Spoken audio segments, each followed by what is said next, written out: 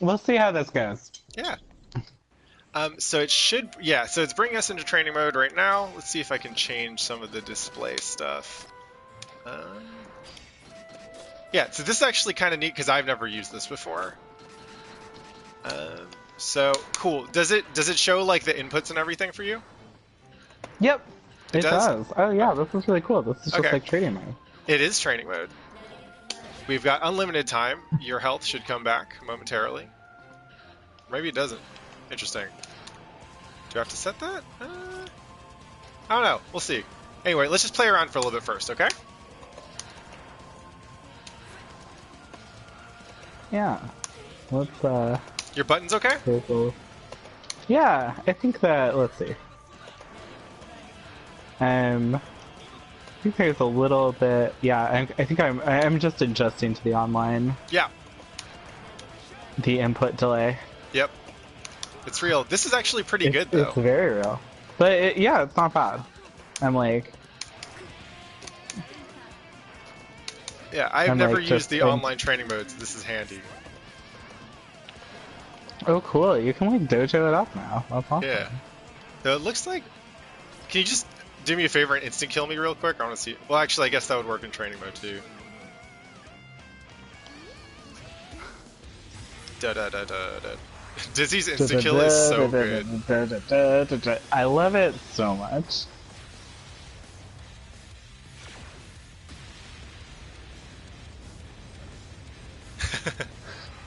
It's the funniest one. Chip's face is so good for this.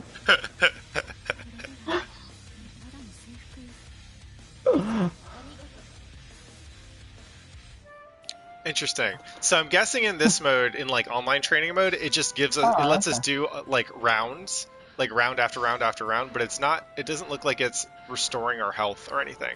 So it's like a half training mode, which is pretty cool. Um, Yeah, that's not bad.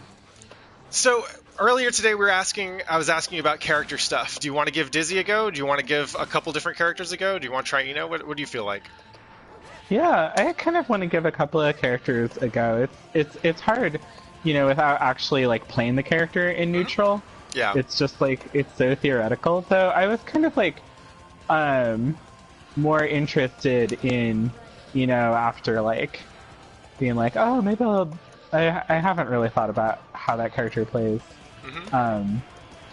And I did like her tools. I like the riff thing that she does. Yeah. And the charges are really fun, and that node is really the projectile is really neat too. And I know like The green Dizzy's note thing. Yeah. yeah, the green node is really cool. So, And I yep. and I know that like Dizzy's thing is pretty like all over the place. Yeah. So, to be honest, like, Dizzy is a tricky character to learn because she's on the sharper end. Like, there's some matchups that just give her a harder time. Her gameplay, like the way she plays in neutral, is just it's a little eccentric. Like everyone's is eccentric, but she basically she gets a lot of power out of her air mobility and her projectiles, but she also loses a lot of stuff. Like her buttons are just a little bit harder to use. Yeah. Like her opportunities to get openings sometimes require slightly more advanced movement. Which isn't to say you shouldn't learn her. The reason I was suggesting is because they actually have like some similarities in how they win, but Eno's tools are a little bit easier to get the hang of.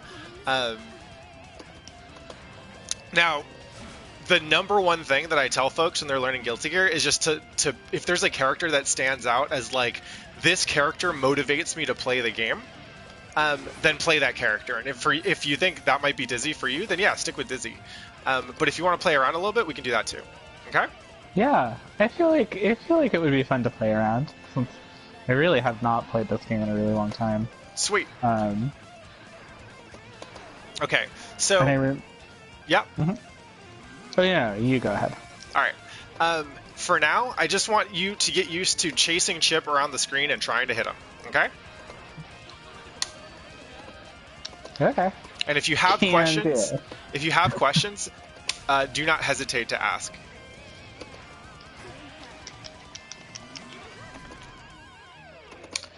Ooh.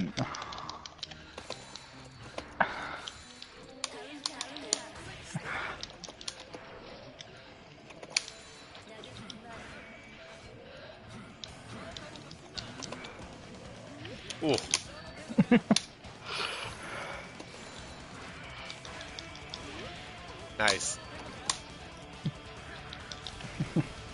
Oops. I like the moment where I'm like, oh, that's bad. It's good that you can recognize that in the moment. I mean, to be honest, like, most Guilty Gear players will not... It takes a while to be good enough where you can do something in the moment and be like, oh, I shouldn't have done that. This game requires a lot of... At least the more comfortable you get with this game, the sometimes it means like you end up paying less attention to what's actually happening on screen. And so I'm like constantly having to remind myself, like, hey, don't go into autopilot. Don't do that stuff that you can do, like, to keep the character moving without paying attention to what the other person's doing.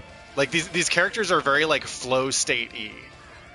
Because, like, I'm going to go ahead and bully you for a little bit. Like, when you're beating someone up, and you just keep beating them up, it feels real good. But then you stop, and I'm like, no! I want to do that again! So I just go back in, and that's where I can get slapped, right? So a lot of times I tell new Guilty Gear players, like, if they're feeling like their character is awkward and they're not like moving the way they want to move, like, sometimes you just want to figure out what's the thing that you can keep doing. How can you always keep moving forward? Whether it costs meter, whether you're doing risky shit, doesn't matter. You want to get an idea of what that thing is, because sometimes you're just going to want to do it. You're just going to want to go in and, like, press buttons, basically. Right, yeah, exactly. Ooh, that was good. And I can see... Yeah, I know a couple of her doing them on command has been a little hard, but I do know, like, the basic... Yeah. You've got those patterns. That's good. Yeah, she's got that basic... Well, if you do it right, yeah, like that. And two. Yeah, and theoretically, then you get the ice fish, and then that lets you go back in for more. And I can tell that theoretically I should also be... Just putting...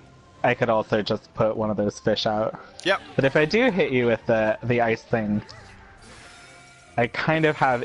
The timing on it feels a little awkward because it's like not like a true cancel, you know? Yeah. Oops. Oh wow, that's like instant. One thing that I've already noticed from this thing is, when I hit the ground, I should be ducking. I shouldn't be like hitting the ground and then just standing. So like things that you almost never want to do in Guilty Gear. Number one is stand still, right? Yeah. Now, just ducking is also not great. Like, you'll see a lot of times when good players are playing, they're constantly moving, right? Like, even they may not be moving forward much. They might just be doing this, right? But learning how to do nothing and do it very actively is actually a super important Guilty Gear skill, because it gets things like that, right? Where like, oh, they did something committal and neutral, and because they thought I was doing something, but in reality, I'm just gonna teleport through or whatever. It is so like in Street Fighter would be doing this, right? Would be like, I'm whiffing buttons, right? In Guilty Gear, it's like, surprise, surprise, surprise. Oh no, I'm not going anywhere. But look, I'm never crossing that halfway point, right? I'm just trying to find stupid things to do to keep your attention until I really do go in. Right, yeah. Oh, no, I can totally see it. I also have instantly gathered, I think, that doing Ice Spike, whiffing Ice Spike feels like it's a really bad thing to do against Chip. Yep. So Dizzy has a hard time in this matchup for multiple reasons, but this is the big one. So like, you want to, like, normally Dizzy wants to be outside summoning her shit to cover your entry, right? Look at all this garbage that I can make. Exactly. And Chip says, "Fuck your garbage." Chip says, "I'm just gonna Let teleport me right make on it. top of I you." want a fish. No, my fish. I don't care if you use this to God. catch Oh, fish. man. Yeah. And so that's the thing. Like when I say Dizzy's sharp, like there are Dizzies out there that fuck me up, right? And because they know the matchup better and they've got her optimal shit and everything. Like a bad Yeah, matchup totally. doesn't mean that Dizzy can't win it. But with Dizzy, you're gonna find there are some characters that you have an easier time against, and because you get to play this game that they don't. And there's some characters that just get to bypass your projectile control, right? Right, and then I'm not playing the game. Exactly. And I can see that is a little bit more extreme with characters like Dizzy. Yeah. Makes a lot of sense. I remember used to play Milia. She is also pretty sharp, right? Her sharpness comes from if you don't have good Oki, like if you don't have all kinds of nasty ass setups once you knock her down, you're gonna have a harder time because she is built around doing that, right? Right. No. Yeah, I actually didn't really. I was really in love with Milia, but I did not really. I kind of like dropped her pretty quick. Yeah. And in the first version of Xrd, to the extent that I played characters at all, I had been fooled around the most with Ramlethal, actually. Another very sharp character. Right, yeah. And that character is so I was like, oh, these big sword normals feel great. Yeah. And they do, but she is really quite galaxy brain with the way that she sets the swords. Yeah, she is very heavily like a good ram will touch you once in neutral, push you to the corner, and then get you in 150-50 that kills you if you guess wrong, right? Yeah. And if you can't do that, then you're not playing Ram. You're playing like Ram's weak ass evil twin or something. Right. Yeah. For some reason, all the characters you're drawn to are just the sharpest, which is cool. I think I don't think that's an accident, but it is a hard way to play Guilty Gear. Yeah, no, definitely. I think that because the one that the character that I fooled around actually after Elmethal, I started playing Sin. So Sin's probably the character that I do know the most. Cool. Of who's probably seems to be maybe the less sharp of any of those characters. Yeah.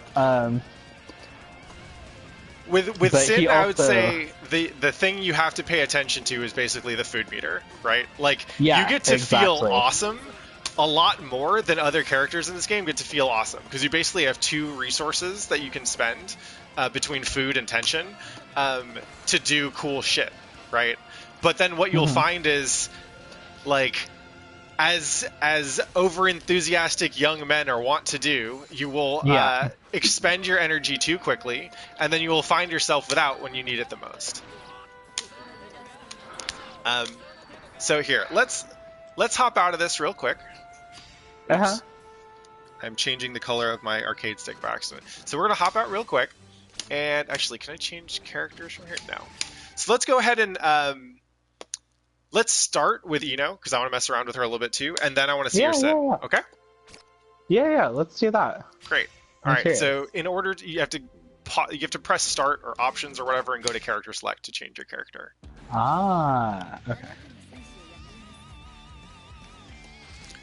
All right. So Ino. I need to unlock more colors on this. I know, that was the first thing I was to even consider playing this character, I have to pick the right color. Yeah, it's important.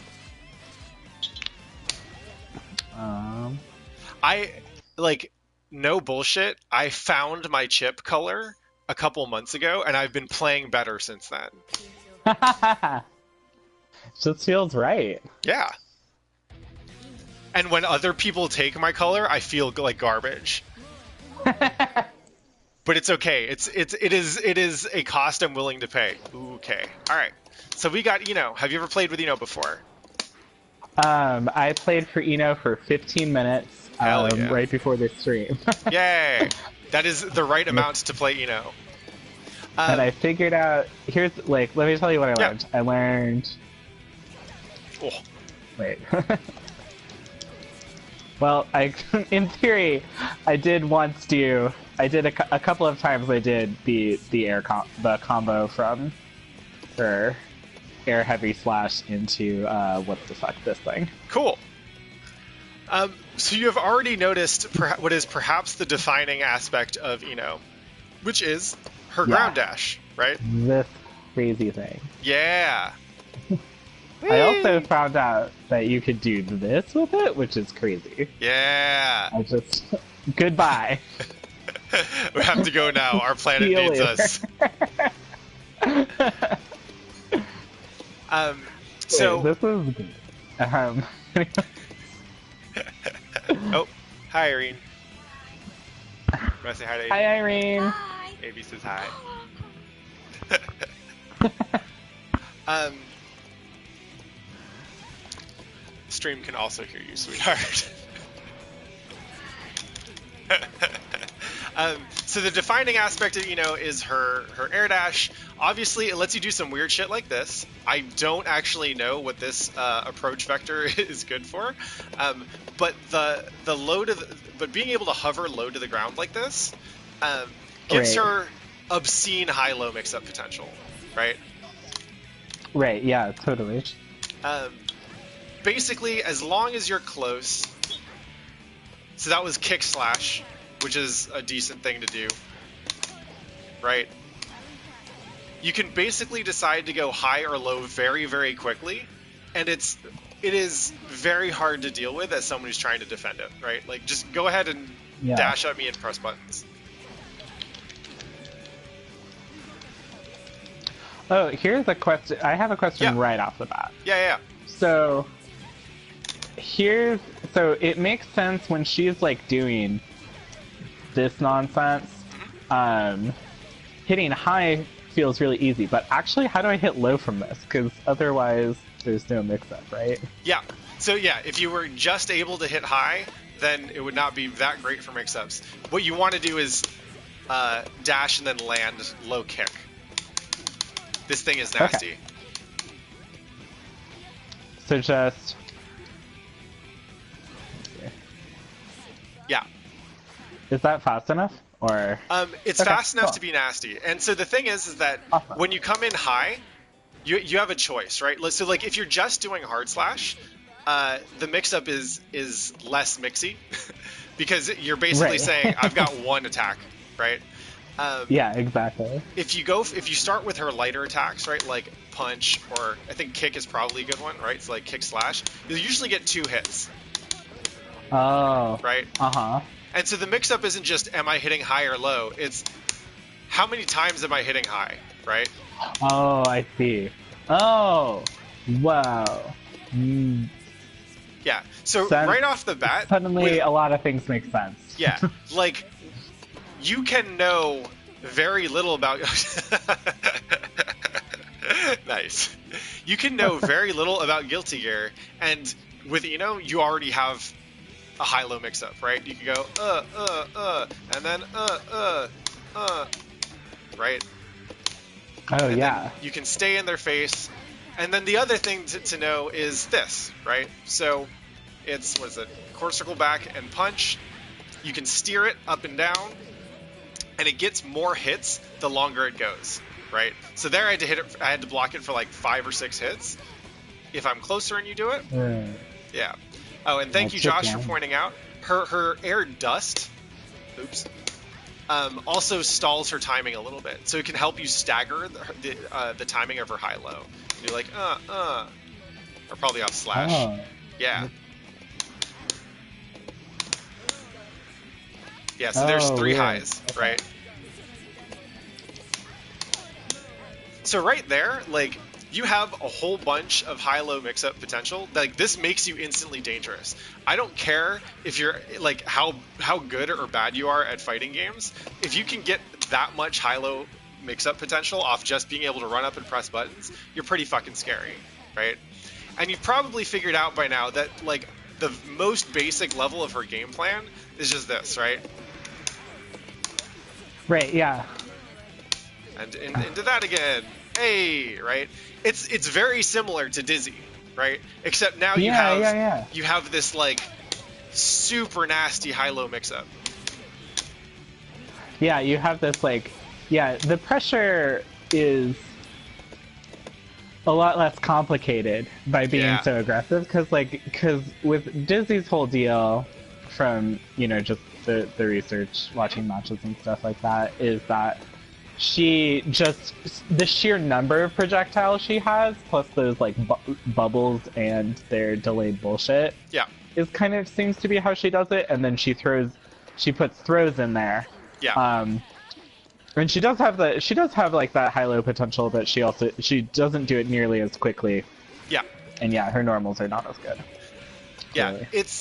She is kind of a more complicated version of the same basic play pattern. The other thing is, what Dizzy doesn't have is this and this, right? Like, this is basically a horizontal Dragon Punch, and that's a vertical Dragon Punch. Like, Dizzy gets a lot more mileage out of being able to summon her little fish dudes and whatever, and that's cool. But this just says, fuck you, you tried to get on me, go away, right? I noticed that it really stuck to your... The other thing is this thing. Not only is it called Stroke the Big Tree, which is excellent. I know, you're so dirty. It is... you should look at her VO sometimes. Like, I don't know if it comes across in English, but all her shit is super pervy. It's fantastic. And her hat's cute. But basically, you have... If you are attacking, what you want to be doing is this, right? Into your mix-ups. If you don't feel like you have the space to be able to safely throw the note, then what you want to be doing is either controlling space with these. Yeah, you can use that to approach as well. Or you can be using Stroke the Big Tree, Air Dash, Chemical Love, like all this stuff to control space and either get in or try and fish for a knockdown that will then let you throw this note, right? So like this, you can kind of think of it as a fireball, but it's really more like a full screen like sweep or something, or like a Dhalsim limb, right? Like what I'm doing is if I think you're gonna come in, I'm gonna do that, make you block that, and now you have to hold the mix up, right? Wow. So like that basic play pattern, that's what almost anyone in Guilty Gear will try to do. It's just, holy shit, like, just makes it so easy. Yeah, that's... I guess I didn't realize, like, the fact that this knocks down is actually crazy. Oh, yeah. Like, that's really good. So we haven't even, like, labbed any combos or anything, which is good, because I don't know any Ito combos. But we can already kind of get an idea for, like, her play pattern, right? Like, oh, hey, we're close. I'm going to see if I can get a knockdown. I didn't get a knockdown. You got the knockdown. There we go. Hey.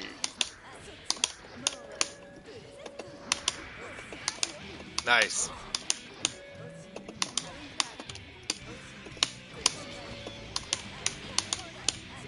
Right? It's like a flying guile with a full screen poke. Wow, that's really hard to deal with. Yep. Oh wow. Yeah. So scary. That's the other thing, is because she's so scary to deal with when she gets in close, you're gonna get a lot of people who swing like as soon as they can, right? Go ahead and knock me down. Just crouch dust works. Yeah, there you go. Oop. Which is then gonna force you to get in the habit of baiting stuff like wake up DPs and wake up supers and that kind of stuff. But it's good. Wait, what are they gonna do? Did you say? Basically, no one wants Ino to be on top of them, right? Right. Because it's so miserable. Which means they're going to be swinging. They're going to be going for DPs. They're going to be like blitz shielding. Okay. They're going to be doing whatever it is they have to get you off of them, right? Which is kind of cool, because it means you get to play the game of baiting reversals and stuff super quick. Oh, I see.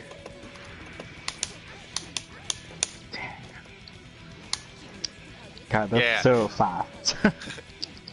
Yeah. So why don't you just take a little time? I'm gonna do my best to block, right? I just want you to be going for like try and get a high low into like, let's see if you can get like kick slash dust or something. Okay, let's see. Yeah. So either standing kick slash crouch dust or crouch kick like that. Let's see. The goal is to get either like stand or crouch kick into close slash. Stand. Okay, into this Let's one. see if that.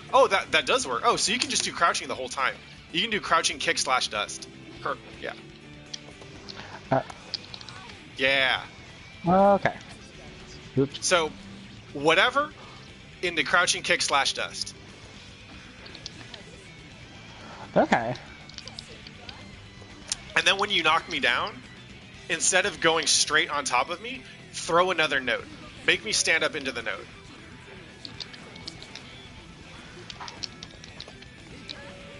Yeah, actually, I'm not even going to bother to block yet. I want you to get the hang of this.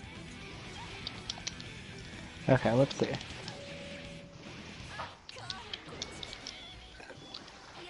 Kick, There you slash, go. Yeah. There we go. Yeah.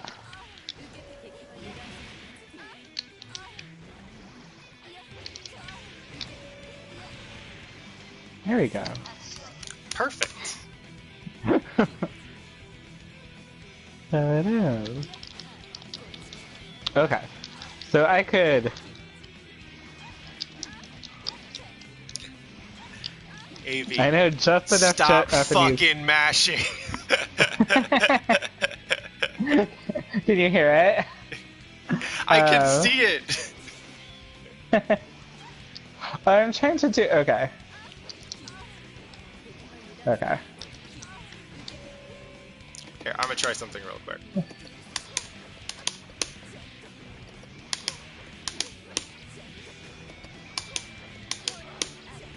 Yeah, so in the air you can do kick, or kick slash, Kick, slash. and then when you land, kick slash dust.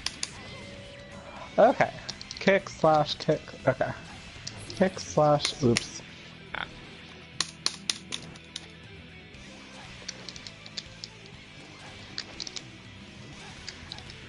So what you want to do is you want to get a little more height on the dash. Oh, okay. She stops moving upwards as soon as you attack from the dash. And so if you're doing it too close to the ground, you'll only have time for one attack. Yeah, there you go. Oop. Close. And if it's easier, you can actually omit the second or the crouch slash and just do kick dust. That works too. That way you don't have to worry about range. Okay, gotcha. Yeah, like that. Like that. There we go. So just air kick slash kick dust. Yeah. Okay. Whew. I forget, are you playing on a stick or a pad? I'm playing on pad. Okay.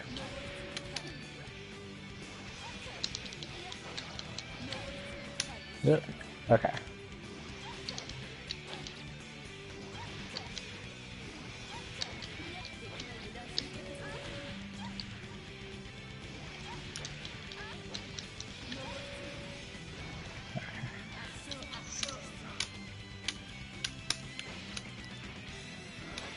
Oops, sorry. Do you play any musical instruments? I played trumpet when I was in 8th grade. Nice. But not for a while. That actually might be somewhat useful. So one of the things that I realize folks with with a decent amount of musical experience have is they're more used to having to coordinate the timing of their left hand and their right hand. I've been kind of ranting about this lately, so forgive me if you've heard this, but one of the things that makes fighting games uniquely difficult is that they force players to actually time their left hand and right hand movements in a way that most games don't, right? Right, yeah.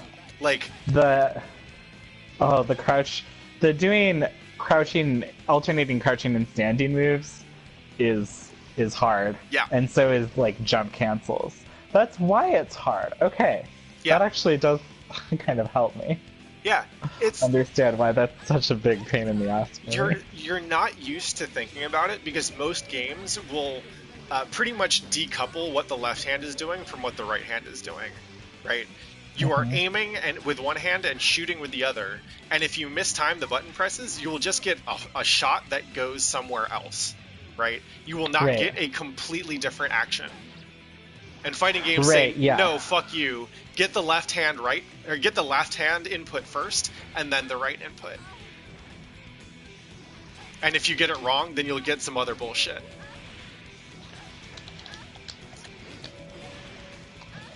But if you're playing a musical instrument, you have to get your left hand and right hand coordinated, obviously, or else you end up with some fucked up shit. Right, yeah. Let's see. Oh, that's better. Yeah. There you go. Yeah. Sometimes it doesn't quite combo. I'm not sure why. To be honest, I wouldn't worry about it. Like, you will. So yeah, some of it is gonna have to do with her air height, right? Oh, how much space do you have? Yeah. So you're I don't know if you noticed, but you're letting the air dash, that first air dash, you're letting it go a little bit longer, and that's what's giving you the difference between having air kick slash and just air kick. Right, yeah. Like, if you just do it at the first available time, see the slash is whiffing? Right, yeah. You go a little bit longer, then you get both hits. Yeah, and if you do it even longer still, then you can get 3 or whatever. Oh, I see. So that can... So that is even part of the mix-up? Yeah. Or at least, if I'm trying to block Ino, paying attention to how high she is in the air is one of the more subtle tools to look for in terms of how many possible hits she has, right?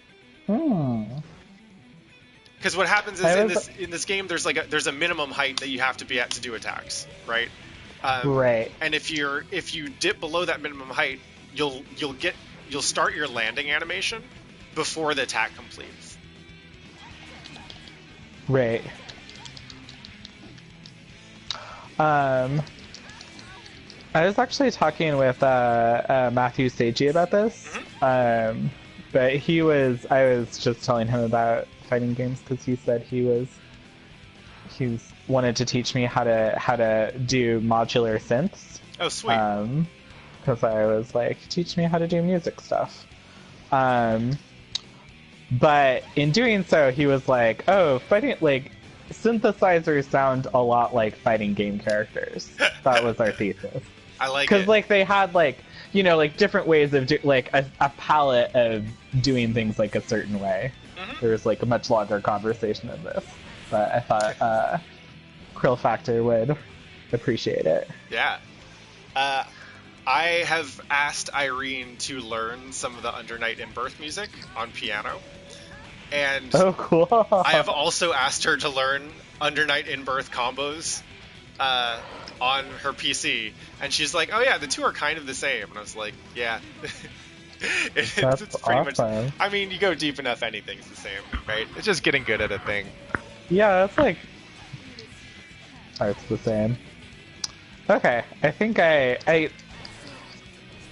I'm getting a little bit better at it. Yeah. Sometimes, actually, I found there's a third hit that makes things easier. I know I'm mashing a little bit, but... Yeah, you sure are. Let me see if I can see what that is. It might just be a kick on the way down or something like that. Oh, interesting. Yeah, she can go back from slash to kick. So she can go kick slash kick, which most characters can't do in the air. Oh, that's wild. Okay. Yeah, you gotta get a little more air on it, but that's what's going to give you Right. time to do all 3 attacks. And that's fucking nasty, because now at a height where you have like, yeah, you don't need to get that high, and you can have 3 high attacks and then a low. Right. Jesus, fuck this character. No wonder it's so hard to block this. Oh. Yeah, shouldn't you be like learning how to do this matchup experience? Yeah. Laugh it out. Okay.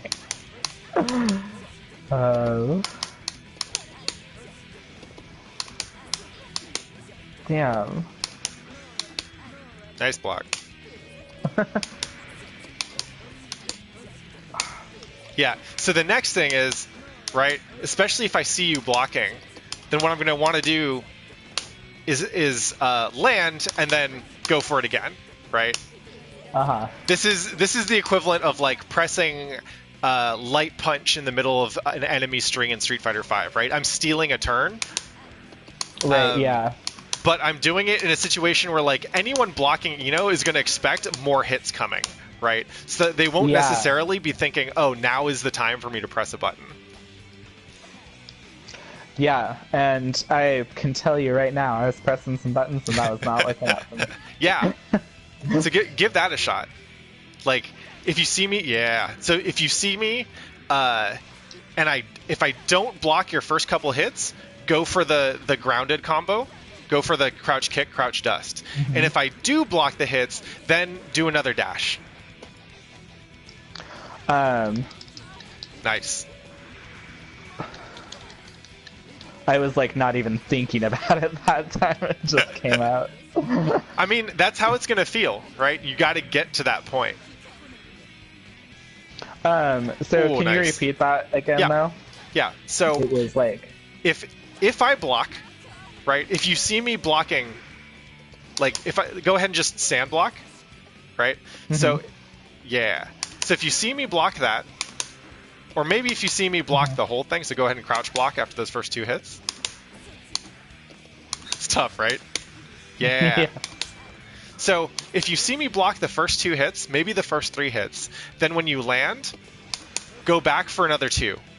Okay? Oh, don't so even be like, try and put the lows on. Yeah. Like that. Right? If you assume that Ino is going to come in with 2 high hits and then a low. Oh my god. Yeah, I get it. Yeah. Because now I'm blocking in anticipation, but there are no lows coming, and you're already in there. Exactly. Oh, so sad.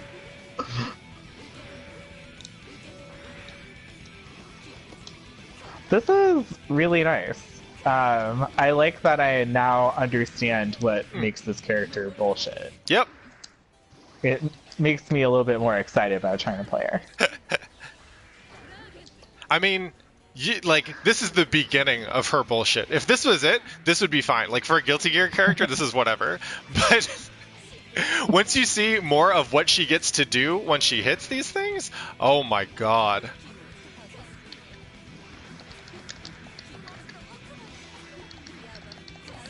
Nice.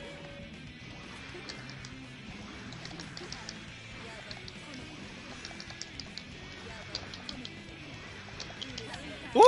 And then you bring out the 3rd air hit. That's dirty. Yeah.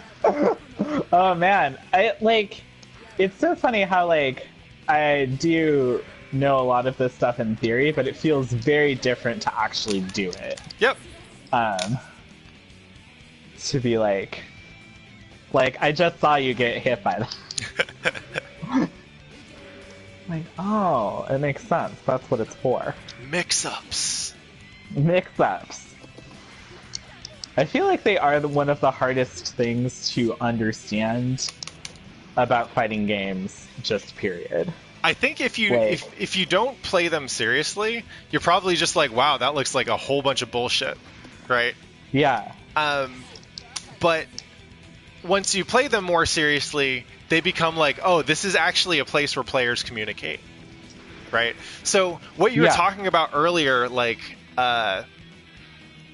were like, oh, I'm already anticipating the low, right? And that's why this works. right? Yeah. At very high levels of play, what Guilty Gear players are doing is they see a string and they're like, oh, I know that at a critical junction point in this mix-up, there's either going to be a high that hits 18 frames after or a low that hits 5 frames after. So I'm going to block low for 5 frames, and then I'm going to block high at 18 to make sure I catch both, right? And so they do that so that they don't have to react to this stuff, right? And then when you see that, when you're like, oh, this player has successfully blocked both mix-ups, and you think maybe he's option selecting it, right? Maybe he's just blocking high and blocking low because he knows the timing, then you have to break that level of defense, right? Which means doing some fucking bullshit. So yeah, like, mix-ups just give you more layers to, like, dig into your opponent's mind. But it's like, at this point, it's like speaking a language that only, like, 100 other people in the language speak, right? Right, because nobody else has counted those frames. Where it was quite that good. Woo! Dang. My turn. Yeah, show me what you got. Oh. Throwing! I know, right? We didn't didn't even talk about that at all. So in Guilty Gear, man, throws are 1 frame. And there's only 1 frame to tech them. Oh, nice block. Oh. I saw it, but I just wasn't fast enough. Oh, dang it. Alright, your turn. Go in. Okay.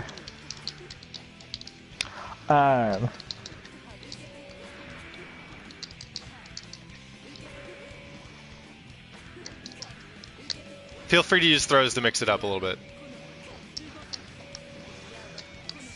Yeah. So yep. Ooh. How do I know? There's the dust.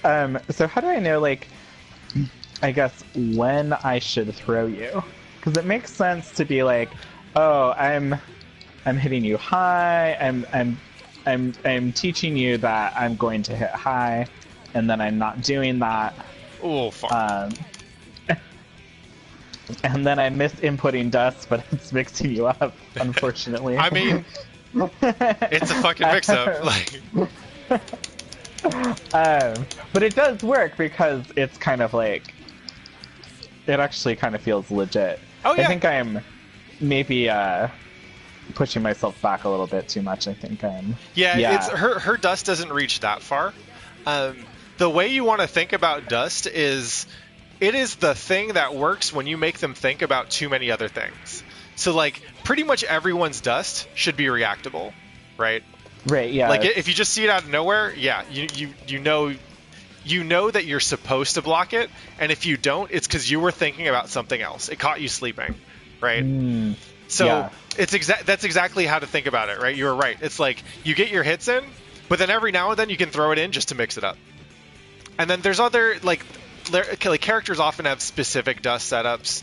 I don't know what Eno's are, but, like, I'm sure you can do some shit where you, like, you make them block that, and then it's kind of hard to see or whatever. Yeah. Oh yeah, especially with the with that note. Yeah. So. But you were asking about throws, yeah. Throws. Yeah. So, throws are a little different in this game than they are in, like, Street Fighter or similar games. I'm not, and even BlazBlue, I think they're probably, like, I think they're drastically different from BlazBlue. Yeah. So, to start with, throws in this game are 1 frame, so they're instant. And if you are throwable on the same frame that a hit comes out, the throw wins. So, if you go ahead and knock me down, like, if you came in with a meaty there, I would be able to throw it. Oh my god. Yeah. Okay.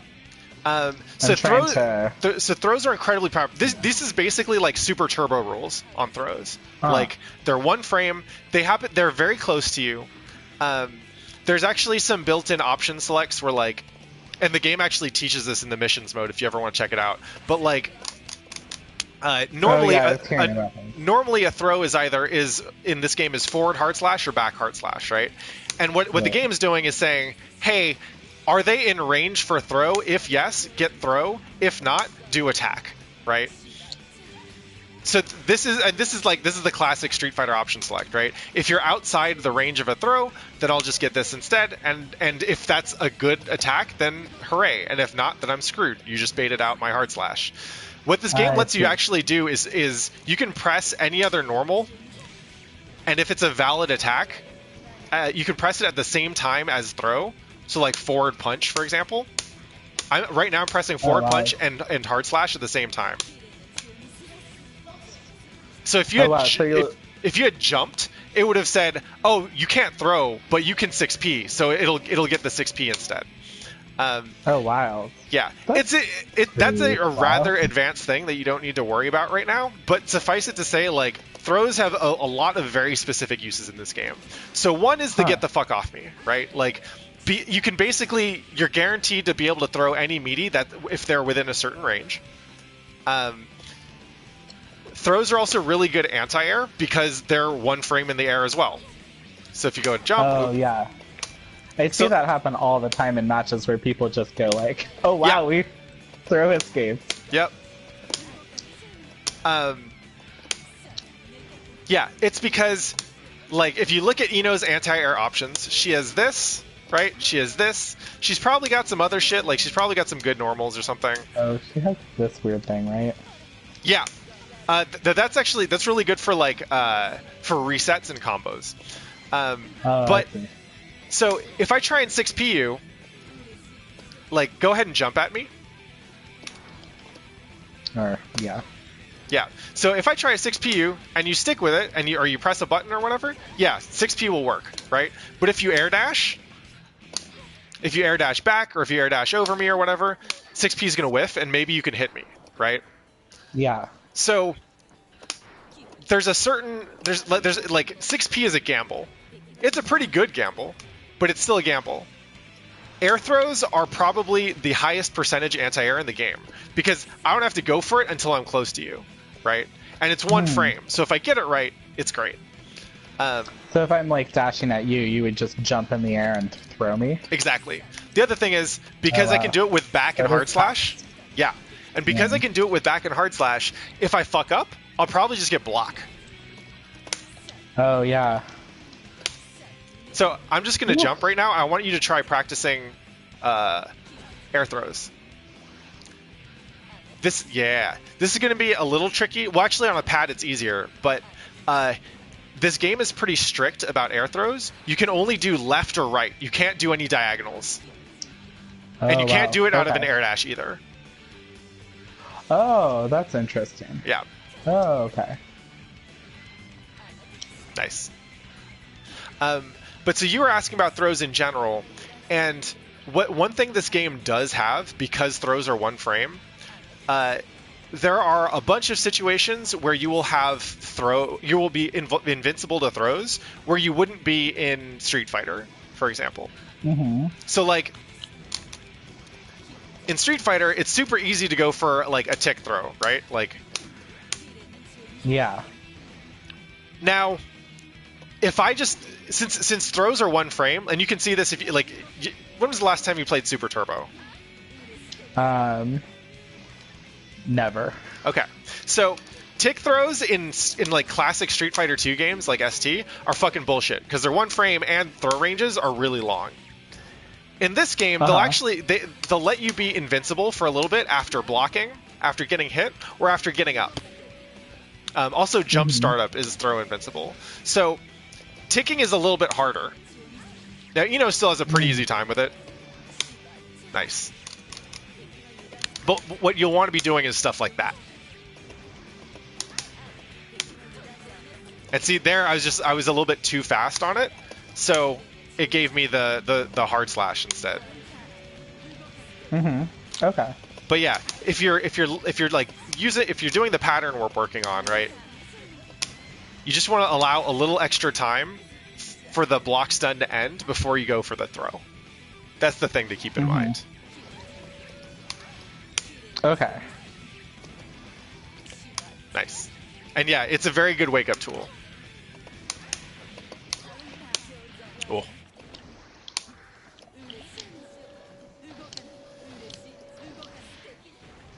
All right, so I want you to go back into your high-low mix-ups. This time, try and get a throw in there every now and then, or a dust. Oh, the third high. Nice. Woo.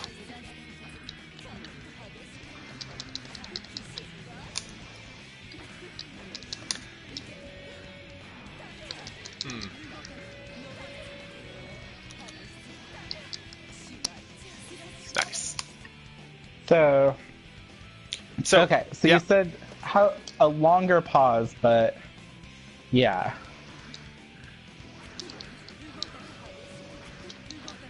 Let's see. Can you explain it one more time? Yeah. Basically, you want to have a little bit of a pause. You want to give them time to leave block stun before you go for the throw. Right. So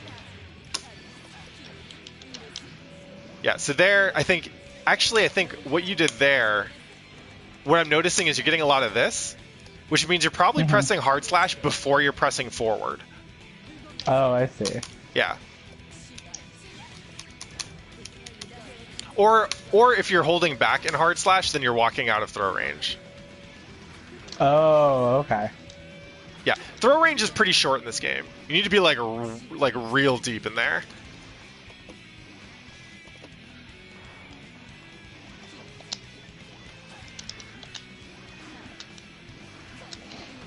I know just enough Japanese to know how dirty Ina is being. Good.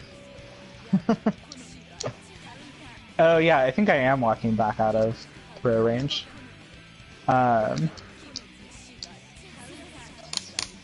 Okay, that makes a little. I think I am comprehending.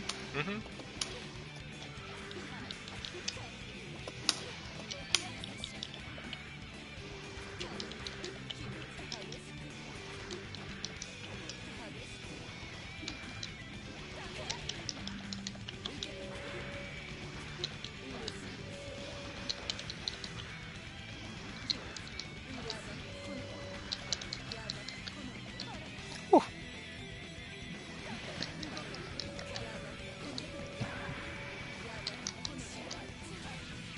Oops.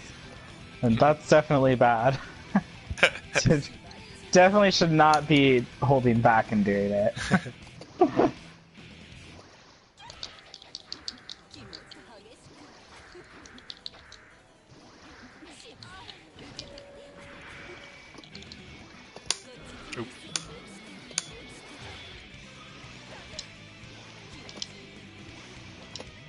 I feel like I've seen this one cross up, but I can't remember how I did it now.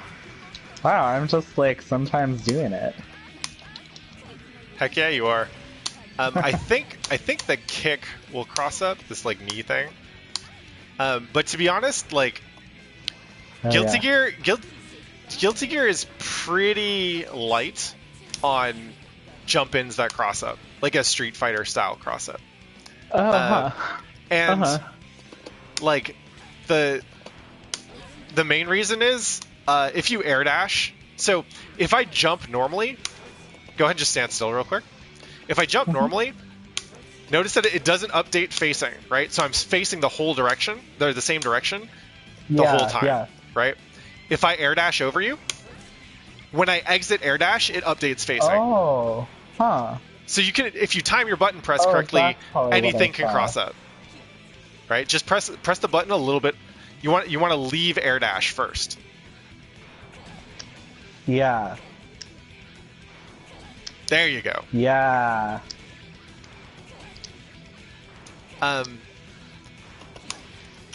Yeah. Also, this game has enough bullshit in it that, like, making left-right cross-up super easy on top of it is probably just not one of the things they wanted to do. They wanted to be kind to their players. But yeah, I think can certainly. I'm pretty sure she can get mix-ups off the cross-up knee, and probably a bunch of other bullshit as well. So we've gone over a lot of stuff today, and I expect we are probably rapidly approaching the limit of things that you can assimilate in any one session. But real quick, I just wanted to give you one thing to spend your meter on, and it's because meter is super important. So you are already getting used to throwing the note, right? What I want you to do is I want you to throw that note and then just do you know how to Roman cancel? Yeah. There you go. Yeah. I have it bound to a button. Cool. So that is particularly useful because it basically lets you steal a turn in neutral, right? Normally, if you throw that green note, I'm going to be looking for it, right? Like as if I'm playing as Chip and I see you just throw it, I'm going to run in and get in that ass. Because I cannot allow you to have that for free. It's like letting Guile throw a Sonic Boom for free if Guile also had non-stop high-low mix-ups and was a general piece of shit. So I need to be looking for that. But if you have meter and you can YRC it, like this, oops. Right? Knockdown is fine. If I have to steal a turn, if we're here, we're doing our back and forth. Screw it. I don't want to play the neutral game. I just want to get in that ass. Fast. Yeah. And since YRC only costs a quarter of my meter, I can stay in there and I can probably build that meter back. I was not ready for your throw. Well, you got the throw to finish it, so good job. So we've worked on a bunch of stuff. I want to just play for a little bit now, okay? And if you have questions or you feel like talking shit, then do it, all right? Okay, cool. Yeah.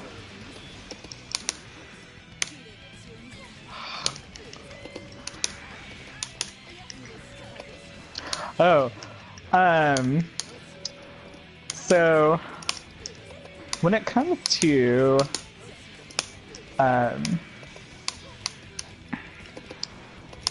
Abare.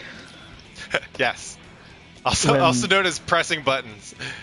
Yeah, I know that. I do know the definition of Abare being. I'm pretty sure it's like when the moon hits your eye like a big pizza pie. That, in fact, is Abare. But you can't blitz me. Anyways,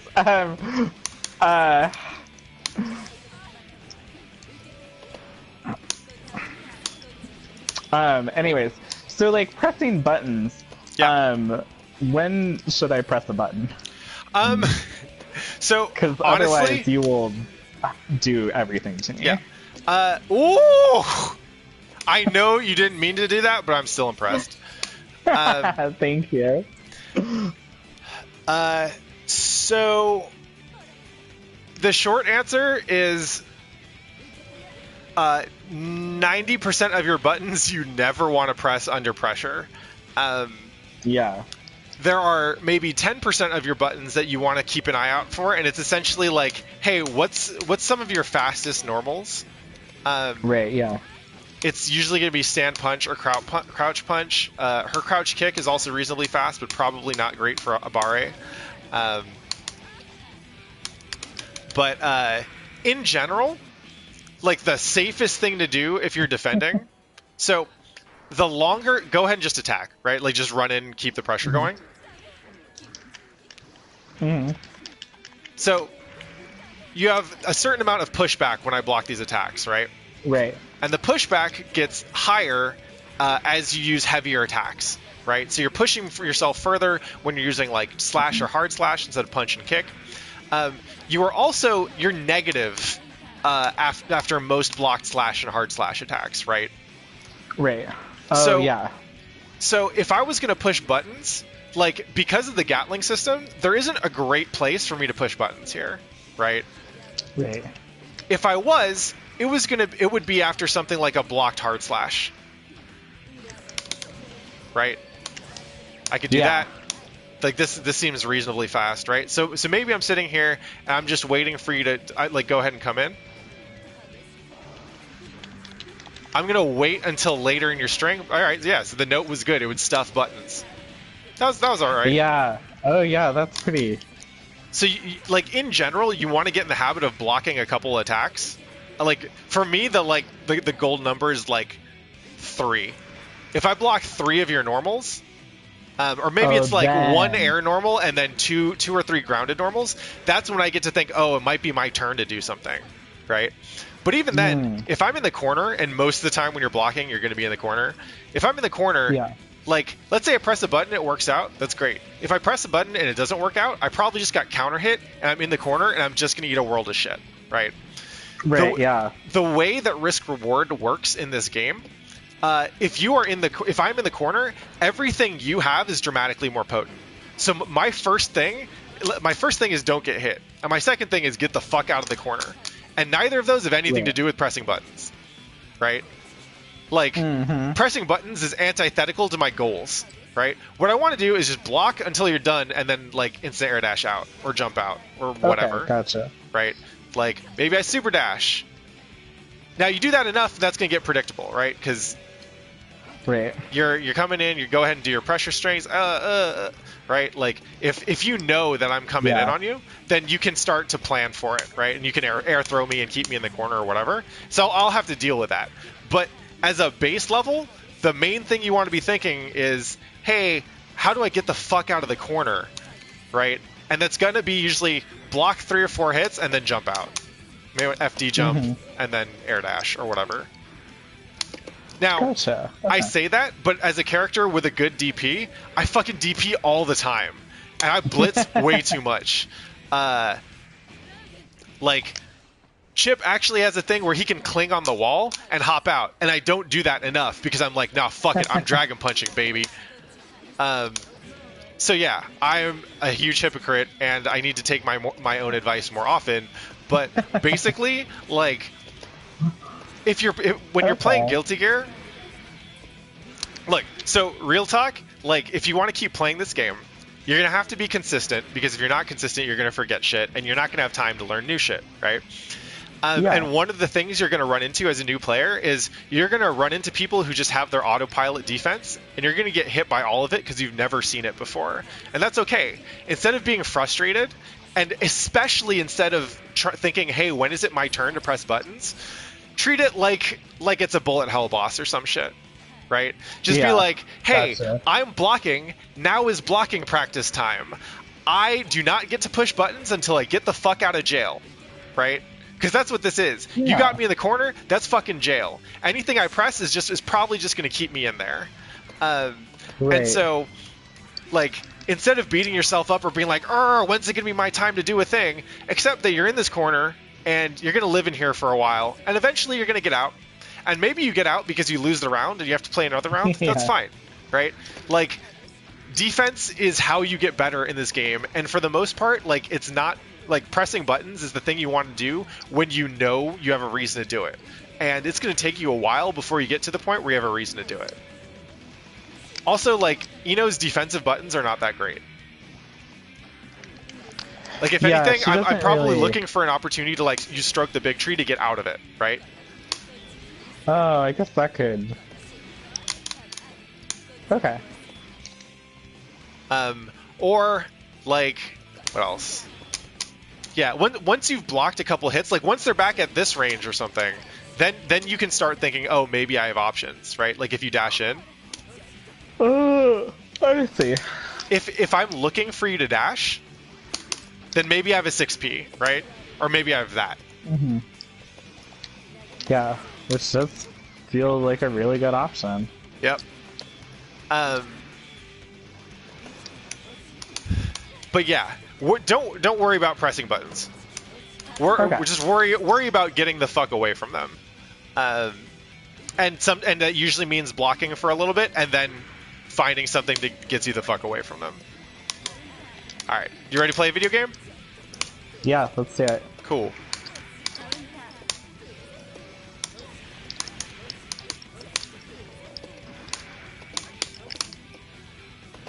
Oh, nice. I know this character's fucking bullshit, right?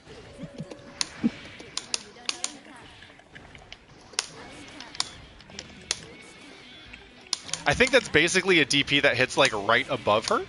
Oh, and yeah. Hey. Woo. Oh.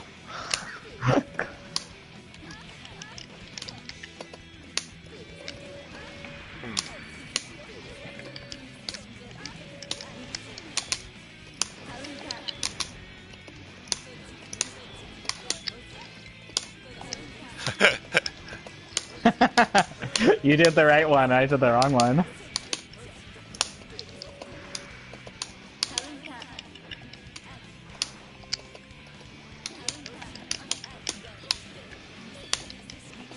Oh. Nice.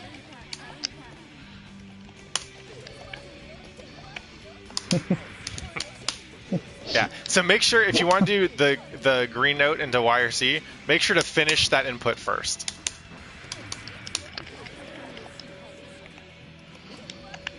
Yeah. Yeah, it's a bit challenging to, but I'm getting the idea. Mm-hmm. Just input wise. Yeah.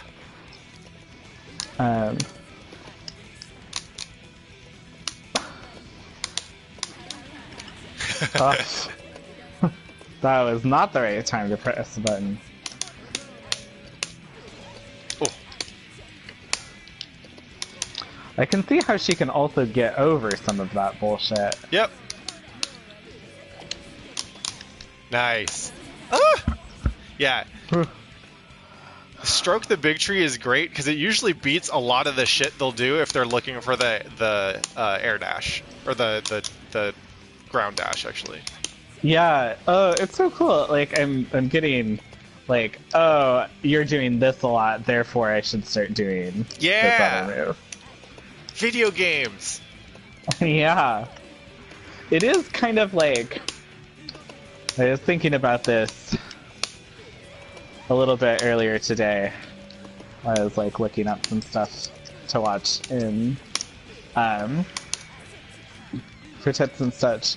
Mm-hmm. And I was like, it's kind of like, oh ho ho ho advanced. So yeah, Suddenly it's 201.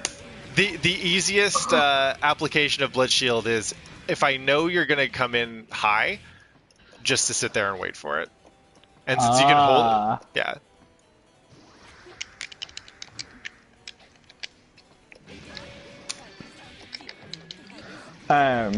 Anyways, it's kind of like you're customizing your own Dark Souls boss. Oh yeah. To be for somebody else. It's like you're doing that, and then you see, oh, they've gotten used to this part of the Dark Souls boss, so I've got like layer 2 of Dark Souls boss, and this layer 2 conceptually cannot exist until they figured out layer 1. Right, you're going into your hard mode in rage. Like, one of my favorite things about fighting games is if you were a better player, you would have gotten hit by that, right? Which is absolutely true. If I assume that you are a competent enough player to have learned from the thing that I showed you, right? Then I want the thing that beats the thing that beats the thing I showed you on deck, right? But if you're not adapting, then I can't do that. So I actually want you to adapt because that makes you more predictable. Right, because I'm trying to condition you, basically. I feel like that's a very similar principle in, like beginner's luck in poker and stuff like that. Oh, yeah. Because people don't know what they're doing, and so they do make irrational decisions all the time. Yep. And that drives pro players crazy. Yeah, and so you have that like expected layer of meta adaptation, right? Where you're like, okay, we accept that a human being playing this game is going to be able to read these signs, come to these general conclusions about a player's behavior based on those reads, right? Based on those sides, and then use that information to inform their next hard read, right? And when players don't do that, like when beginning players are frustrating because they never do that, right? And so they are unpredictable, and so you have to play the cards to play them, right? But like, and I don't know that much about poker, but I know in fighting games, like this comes off as players being like stubborn, right? Not new players, right? Because new players have the same problem, but you'll find like the degree to which an opponent is willing to be challenged or willing to adapt. The degree to which they're willing to adapt and the quickness becomes read as like an indicator of respect, right? Right. Yeah. Like if I go for the same mix-up 3 times in a row, like that's somewhat disrespectful, right? Because I'm saying, no, you're not going to adapt. You're not nearly that smart, right? Which to me is fantastic, right? Like it's just nerds playing, pressing buttons, playing a video game, but we managed to get like, oh, I think so little of you that I'm going to go for the same thing 3 times in a row or 5 times in a row or whatever, right? Oh, you threw me out of it. So, pro tip, Eno's air throw out of air dash for some reason is really good. I think it has to do with like exceptions in how the input reader like handles some of her commands. But basically, if you go for an air throw from her air dash, you will get it a lot. Oh wow! Especially even if you're not trying. Right, you were saying that you can't do it from the real air dash, but because she has this weird thing. Yeah, she's not considered air dash nice, right? This is hilarious. Yeah, it's like, this is really odd, actually. This is just like the best like wrestling, recreational local wrestling league I've ever seen. Oh man, this is like Dive Kick 2, is what this is. Dive Kick 2, which wrestling? I'd play it. Which wrestling? Yes, I love it. Oh. They're even.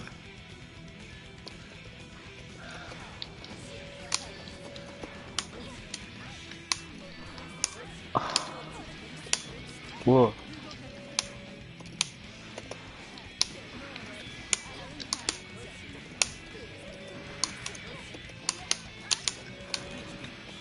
I can see how... I've been thinking a little bit recently about how input design and how that makes fighting games, how integral that is to fighting games, I guess. Oh, yeah. I mean, like, for obvious reasons, but like the instant air dash input and the Tiger Knee input, which I think, wait, let's see, which I'm not too bad at doing. Yeah. But it's like really, it's just like a really interesting thing that like comes out of the way that they decided to like make this system work. Yeah. And that there's so much like, I know there's like obvious stuff like Guile's charge, but I just had a moment where I accidentally blocked your mix-up instead of doing the note move, and I was like, oh man, I'm really glad that the motion for that is a quarter circle backward and not a quarter circle forward, because it actually puts me in a better defensive position at long range. Hold back to block is one of the original option selects, right? It's I did a thing, and if I didn't get the thing I wanted, hey, maybe at least I get to block, right? If the motion lets me do that. And it's funny, like a lot of the fighting games that are considered like classically popular with new players is stuff like Soul Calibur and Smash and Mortal Kombat, right? Yeah. And there's one thing that all 3 of those games have in common, and it's a block button, right? Yeah. And so block button does one very important thing, which it makes defense a thing that you have to do intentionally, right? Whereas, like, in Guilty Gear, if I press 3 of the 8 available directional inputs, I'm blocking, baby, you know? And you combine this with proximity guard, right? So go ahead and just hold back. Uh-huh. See how you can't walk back? Oh. So this was a more pronounced effect in Street Fighter 2 because proximity guard was huge, right? But basically, like, this is in the game to make sure that you're blocking when you want to be, right? Huh. But it has the effect of disrupting your ability to move, right? Yeah. So, like, when you saw people whiff jabs in ST back in the day, like, at this range, it wasn't just to bait out a response, it was also to stop the other person from moving back so that they could keep them in sweep range. Oh, wild. Right? So, Mortal Kombat, Smash, and Soul Calibur all have block buttons, right? When you make defense a deliberate move, you know what happens with new players? They just don't fucking do it, right? Oh, huh. Like, everyone's like, block button? I don't want to fucking block. Are you kidding me? Like, how much Smash have you played in your life? I have played... I was thinking... I've played I probably have actually played Super Turbo once in, like, as a literal child. Mm-hmm. And Smash I have played very little of. Yeah. But I have played it with some friends. I played, like, the latest... Oh, yeah, I played the latest Smash at a friend's house recently, actually. Yeah. I can't say I'm too cool. Like, to the best of your ability, how much do you remember yourself blocking in that game? Oh, my God. None. Yeah. Definitely none whatsoever. Yeah. In Mortal Kombat, do you ever get a chance to play Mortal Kombat, like, in arcades or against, like, your homies back in the day or anything? Barely. I didn't even remember that Mortal Kombat had a dedicated block button in it. Yeah. So, you know what the cheap shit was in Mortal Kombat?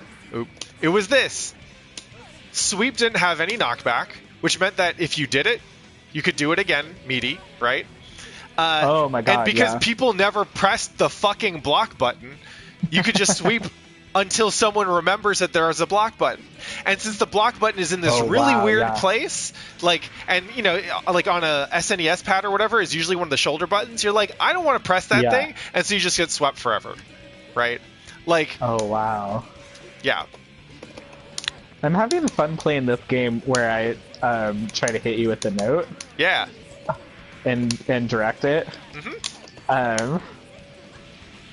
I saw this. What was it? I was watching some recent tournament, and there was a Jacko mirror, or not Jacko mirror. You know, there actually I think was a Jacko mirror. It was some tournament, and I've been trying to find it now because it was really nice to watch because Pure was playing Jacko. Oh, it was probably CEO Otaku. That was like a month ago.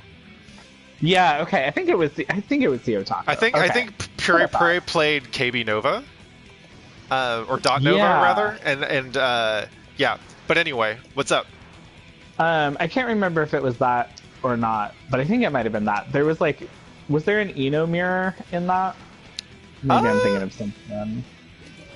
Maybe. I don't remember. I don't think Daru was there. And he's the Eno that I would expect. But go on.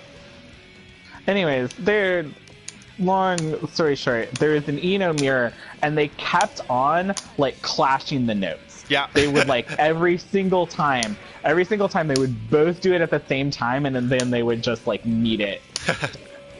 Constantly. They didn't do that little comedy of errors that I did, but... but yeah, they just managed to do it every time. It was crazy. I would definitely play this like local multiplayer only indie game from 2011. Welcome to Video Ball 2. Feel like we could just make several indie games out of Eno's. I mean, I think we just did. Publishers, get at me. Yeah, Iron Galaxy, where are you at? Yeah, come on, Iron Galaxy.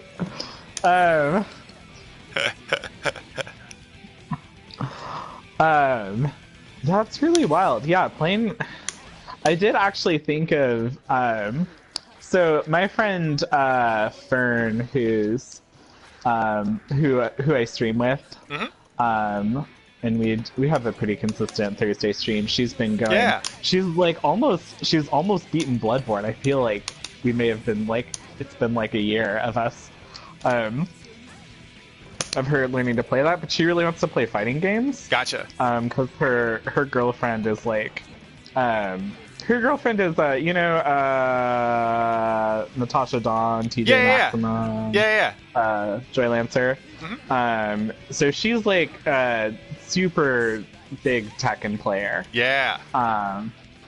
Really loves Tekken. So like Fern kind of like wants to learn fighting games, and I kind of want to learn them a little bit. So we were thinking of having a little show where we would probably just play random stuff and be like, oh, that's cool. Hell yeah. So Tekken is interesting to tie this to our earlier conversation about like input design and stuff. Tekken and Soul Calibur are both really interesting because they give characters like movesets that are like hundreds of moves, like over 100 moves. I know, it's like... And it's ridiculous, but the expectation of the player is not that you learn all 100. Certainly not at the same time. Right. Right? The way those games are usually intended to work is that a button roughly corresponds to like a type of attack, right?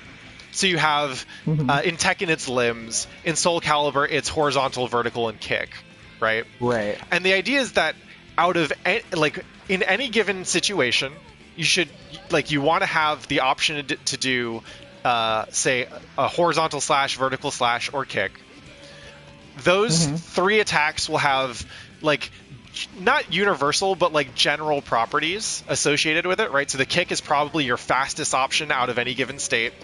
And then you're going to have like a horizontal slash, which is a little bit slower, but catches side steps. And you're going to have a vertical option, which is faster than the horizontal option, but loses to side steps, right?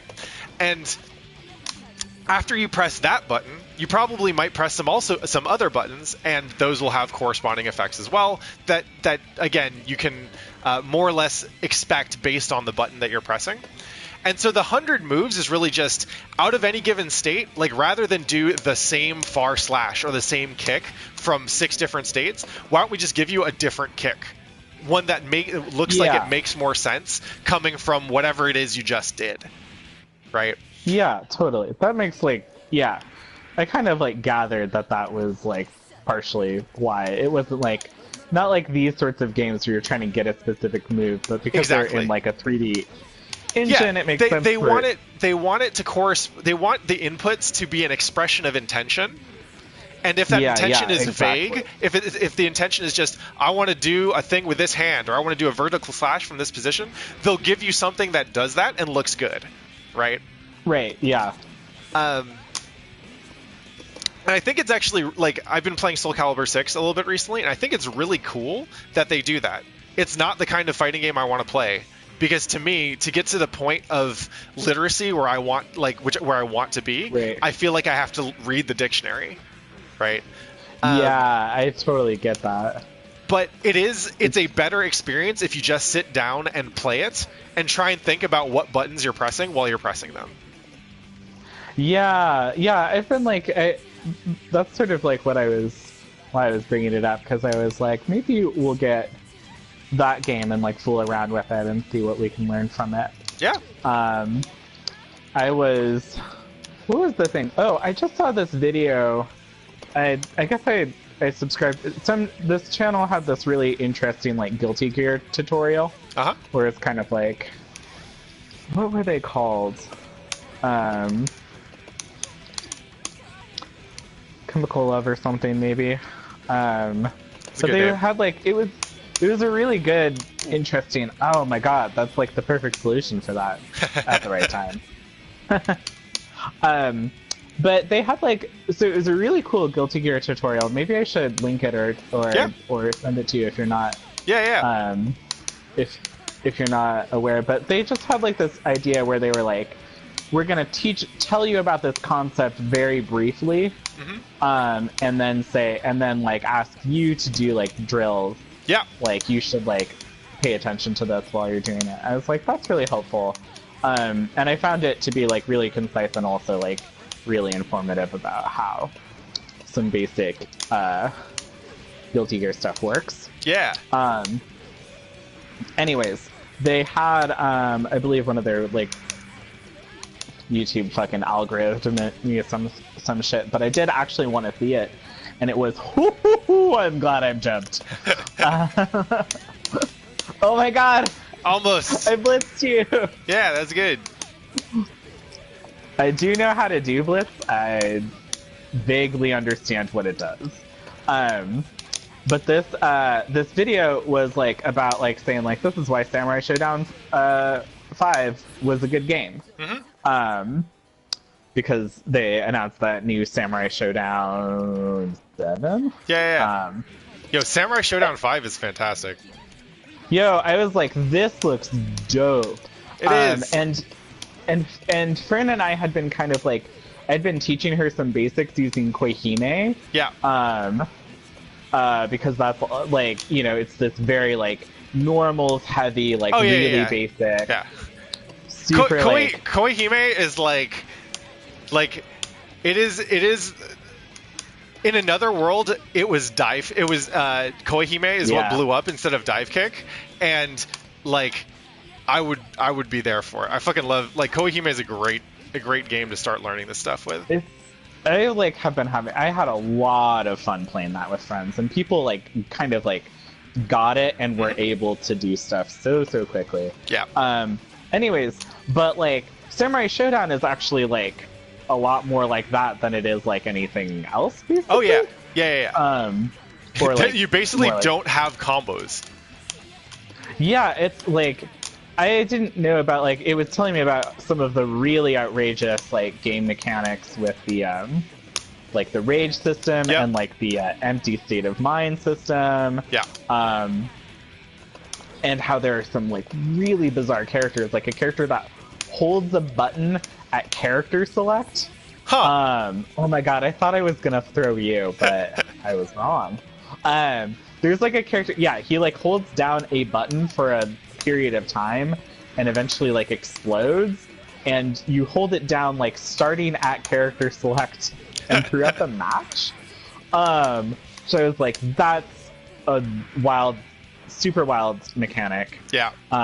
There's a girl who like rides a wolf and she has to get on and off the wolf to do stuff.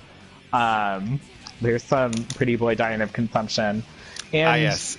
I Ukyo. also did not know that Samurai Showdown, the people who made that game, this I guess was the ultimate punchline, is that they're Examu now. Huh.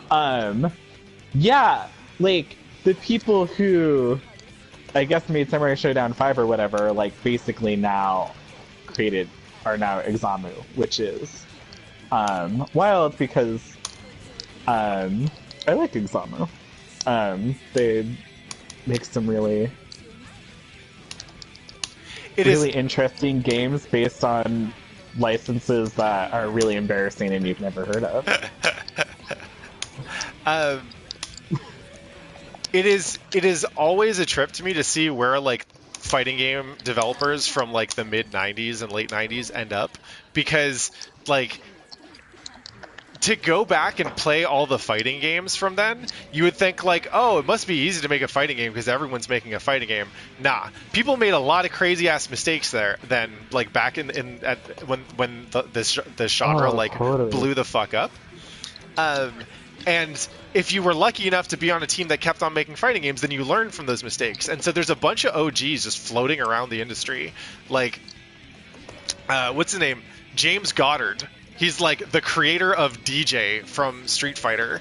And he was I think lead designer on Weapon Lord, if you remember Weapon Lord. Which like it had some shit in it. Oh my like god. They designed that game to be playable on a modem connection. And so they were like in like the early 90s, they were thinking about how to get a fighting game playable with latency and shit. And there was like a parry in that game and some other shit.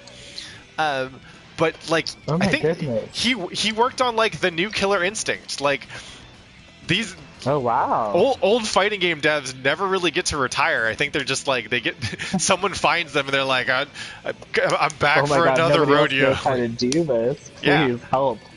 What up, Graffiti Bandit? I was actually I actually was thinking about that. Oh yeah, and it is Guilty Gear Crash Course. Yeah. Arizona has it. Yeah. There was like, oh man, what was I thinking? I guess it was it was just like the fact that I was looking at a game called Samurai Showdown 5 Final, Yeah. or Samurai It's Showdown a 5 special, or whatever. Yeah, and then I was like, and people are like, this is the definitive version of the game, and I was like, yeah, that makes sense because it's the like the fifth franchise, like super, like many editions, and especially in an era where like people were not like just patching a game all of the time, you know? Yeah. Like, of course, like it's like they would definitely. It totally makes sense that you would have to make at least 5 of those games for you to understand how to make it. Oh yeah, and in a lot of cases, actually, they did do patches. They did arcade patches. Yeah, that's true. Actually, yeah, they had. Yeah, like, definitely. For Third Strike, actually, the like canonical version that we compete with is not the latest version of the game. There's a version of the game where they patched out Urian's unblockable, and everyone's like, no, we fucking want Urian to have unblockables. We want to have the unblockables, and so they just play on the old ROM. Oh, that's wild. Yeah. Oh, that's really funny. Yeah. The community deciding what's canon and not the... Fuck your patch developer. notes. Yeah. Oh, that's wild. I love that. Okay, so it is 9:40. I am going to shut this room down and get in some net play. You are free to join the lobby if you want to get in some games with folks. Folks in the stream, if you want to hop in and play some games, you're more than welcome to. But we will call today's practice session to an end. Aevee, thank you so much. It was a pleasure to play with you. Thank you so much. That was a lot of fun. I feel like I just feel like my brain expanded, and I fundamentally understand mix-ups in a way that I have not before. Hell yeah. That is excellent. I'm glad to hear this. So you have some cool tools to play with, and you should certainly play with them. The like consistency over everything is what matters. If you get out there and just play the game, like, so you were mentioning tutorials earlier. Tutorials are helpful. I find them particularly helpful when you have a question that you want to answer. One thing that I learned from writing a book about fighting games is that if you present all of the knowledge up front, then people will feel very smug in their knowledge, but they won't actually play the fucking game.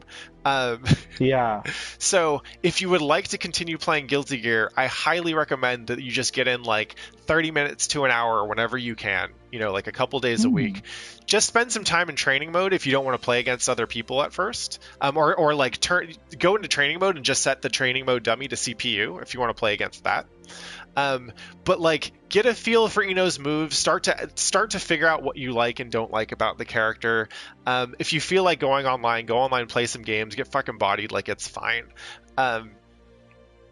But you want the focus to be on like paying attention while you're playing and asking yourself, hey, why did I get hit? What could I have done better here, right? And asking questions in ways that you can answer them in like small amounts. Right? Hey, next time I should press fewer buttons and focus on blocking and then jumping out. Right? Hey, I don't know how this character's moves work, so maybe I should explore them in training mode myself, or whatever the heck. Right? The important thing is not getting it right. The important thing is just getting used to the process of asking yourself, hey, what could I have done differently? And then figuring out possible things that you could have done differently. That's actually where that's where most of the fun in fighting games is. The other part of the fun is just fucking bodying scrubs, and we'll get you there in time. Sound good? Yeah, I want to get to that point. Yeah, that's awesome. I don't know if I'm gonna try and stick with Guilty Gear for you. Thank you. I'm probably I know I'm gonna like spin around with these with some other games, but I wanna maybe like make a little bit of a time to just yeah, see where this takes me. I Um, understand you don't want yeah. to be exclusive now. That's fine. You go and have fun with your Tekken Uh, and your Koihime and your Soul Calibur and whatever. But Guilty Gear I will want an always be here open for you. I want an open relationship with other fighting games, but I'm not ready to tie the knot. But I know that Go sow Guilty your Gear. wild oats. Wow. Anyways, yeah. Um, yeah. I do like, in fact, that Guilty Gear is like a game that I've always thought is really really cool, and kind of there's a lot less pressure that it's because it's not very active. Yeah. So that's The actually community good. is super great. It's pretty easy to find people who are just willing to like share knowledge and shit. Um, you get to kick this sweet soccer ball around, Is and that what the? Oh, yeah. And like this game is basically the history of 2D fighting games summed up in one gigantic motherfucking game. Like any mechanic that you've seen in a game, it probably ends up in Guilty Gear at some point, and it's super cool. So I highly like, if nothing else, this game yeah. will teach you all kinds of ins and outs about combat design that like that single player combat games are still learning. So there's that. Anyway, thanks again. It was a Yeah. pleasure to have you on the stream. If you want to Of get in here course. and play some games, I will go ahead and remake the lobby. It's West Coast on PS4 if you want to join. And yeah, let's continue to play some Guilty Gear, y'all. Peace out. Yeah, I want to play some. I want to play some matches with you. Hell I'll, yeah. I'll stick around. Okay. Then let's hop into. I will remake the lobby. This time you don't need to worry about a code. Okay. And we want default winner stays, blah, blah, blah, blah, blah. Yeah. All right. So the lobby's just called West Coast. It'll be up momentarily if you search for it in player match. Okay. Cool. Stream, Yeah. if anyone in the stream wants to body Aevee, now is a great time because she's only going to get stronger from here. This is finally your chance. I'm not on Twitter. Block me in real life and not online. Actually, I wonder if anyone's going to come through right now other than stream folks, because PS4 is definitely not the most popular platform for this. Oh really? What is? It's PC. Oh, okay. Yeah, the PC scene tends to be healthier. But yeah, let's get in some games. So for the past couple weeks, I've been doing one-on-one lessons, and it's been super fun with folks who are a little bit more engaged with the game. Usually what I'll do is I'll just play with them for like 4 or 5 games, and then give them some like crit, basically. And it's been super fun for me, kind of to see like what resonates with people and how they think about the game. But it's also been good for me as like tournament practice, because I need to be able to understand like where someone sucks very, very quickly. Oh. Nice. Yeah, that Chemical Love is great for shutting down people who are just running in.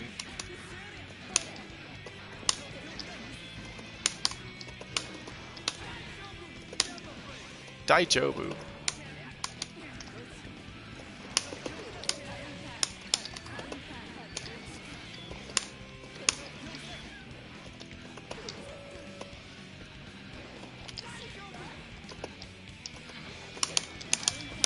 Ooh.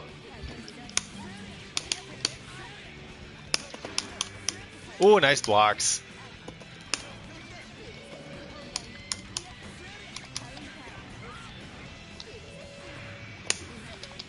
Oh. Ooh.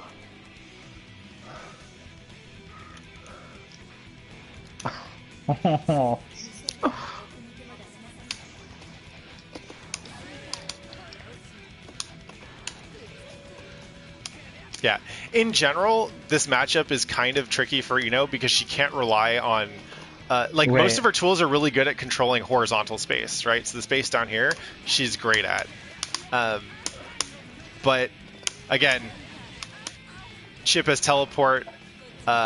Chip can also stuff her like dash with his 6P.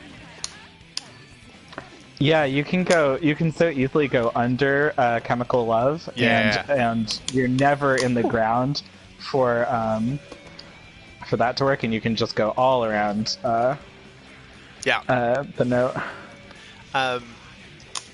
So yeah, the trick is like eventually once you are more comfortable with this matchup, you would look for like, oh, you throw the note and then what does Chip do next?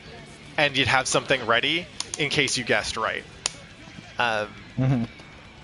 Once Ino gets the knockdown, like she can murder him because his health is super low, right? He's gonna have like one shot at a DP and that's pretty much it.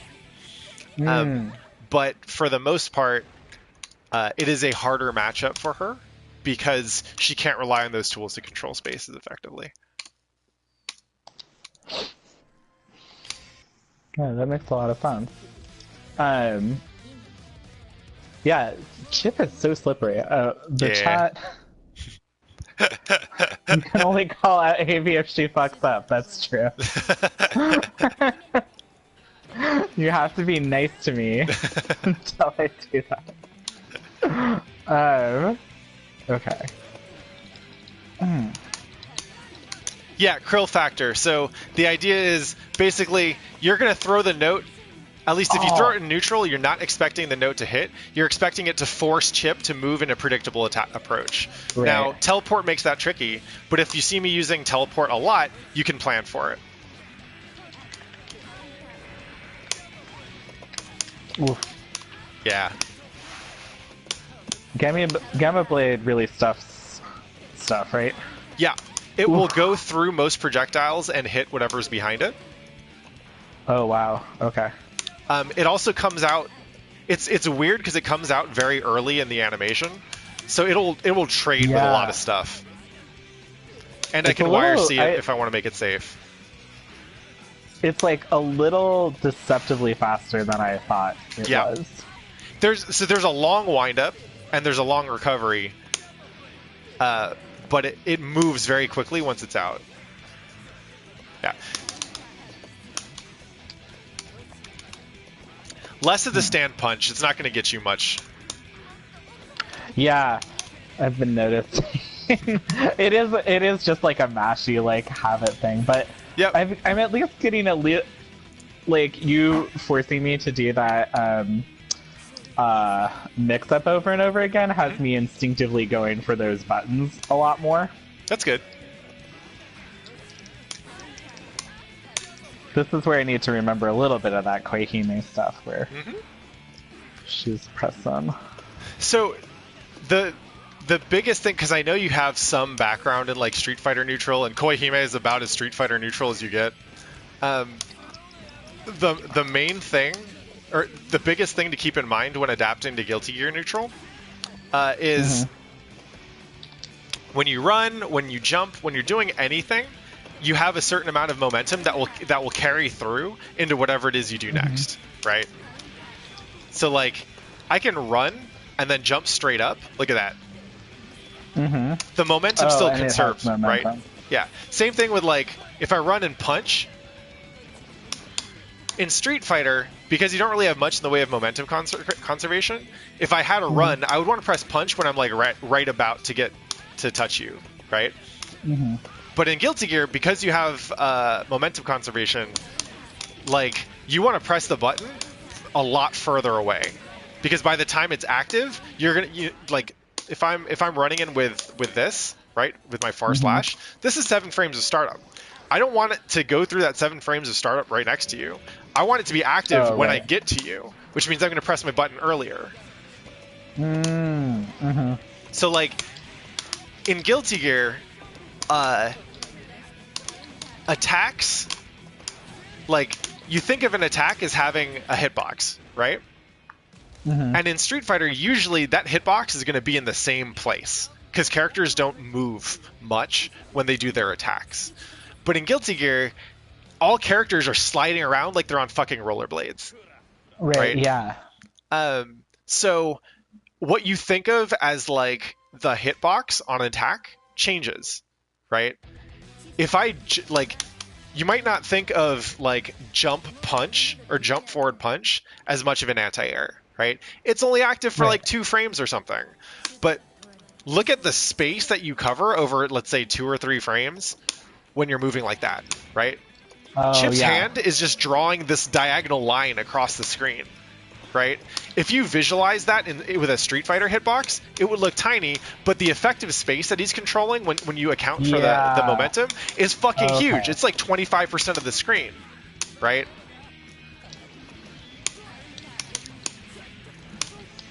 Dang, okay.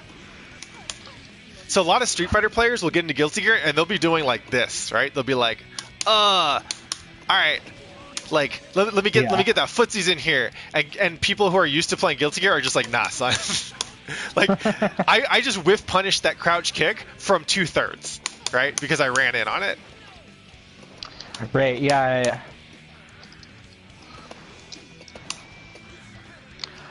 What if I don't like it when you jump out of the corner?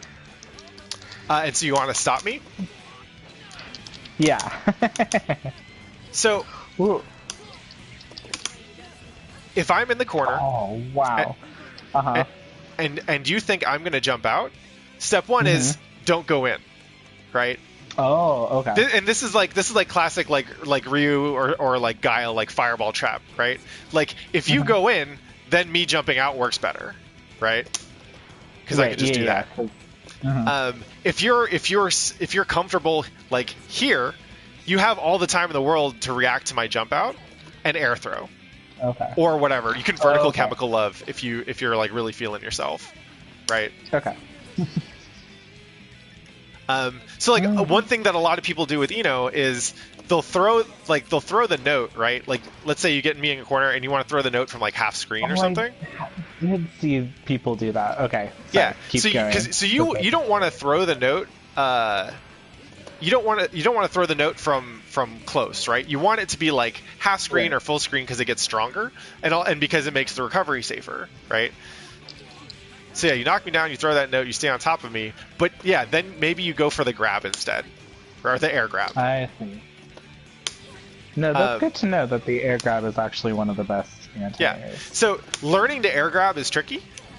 Obviously, with Eno, it gets a little bit easier because you can just dash at me and do it. Yeah.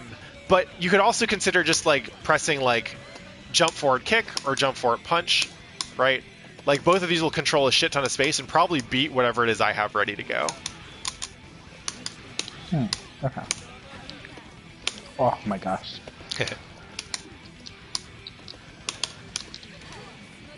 There we go. That's when you really know you're mashing too hard. It was the I don't need this burst anyway burst. Go ahead, take it. See if I care. So, because folks were asking about taunts in Guilty Gear, there is actually a really funny mechanic. If you taunt after a round is over and you won, you give your opponent 50% meter for the next round start. That is hella disrespectful. Yeah. I thought, what was it? I saw Sonic Fox, my beautiful, beautiful son, playing BB Tag, and he was playing Carmine and Blake, I think. And I don't know how much you know about those characters, but Carmine has that super where he like freezes you in a blood crystal. Oh yeah. So he did that, and then like Sonic Fox just fucking teabagged them for the duration of that super. I was like, oh my god, I've never seen such a thing. And then somebody was saying something about like, oh yeah, that's the optimal teabag, actually. He canceled the crouching motion at the right time to really do it. The maximum amount you've possibly done for the duration of that super. I mean, so I play a little Carmine in Under Night, and like, you can get some neat shit off that blood crystal super, but like by the time you get to that point in the combo, your like damage proration is already up super high. Yeah. So I wouldn't be surprised if Sonic Fox was like, fuck it, you get mental damage from this. Yeah, it's probably more valuable. Yeah. Carmine in BB Tag is just monstrous. Oh, he's nasty. I played with him for like 10 minutes and I was like, wait, you let him do this? Okay. I love him. He's like Zato Jr. Oh my god, he really is. And he's also like, what if his resource was health, but also what if you could just get that back? Yeah. Especially since they like, I think, increase the health regen or something like that. Oh my god. Oh. I can't tell you how that teleporting makes me feel. Oh yeah? Here we go. Oh my god. So over the weekend I went to a local Guilty Gear tournament and one of the cabinets they were using for casuals is glare. So it's like, hey, find me! Oh, but like really, no. really find me. Find me. Find me.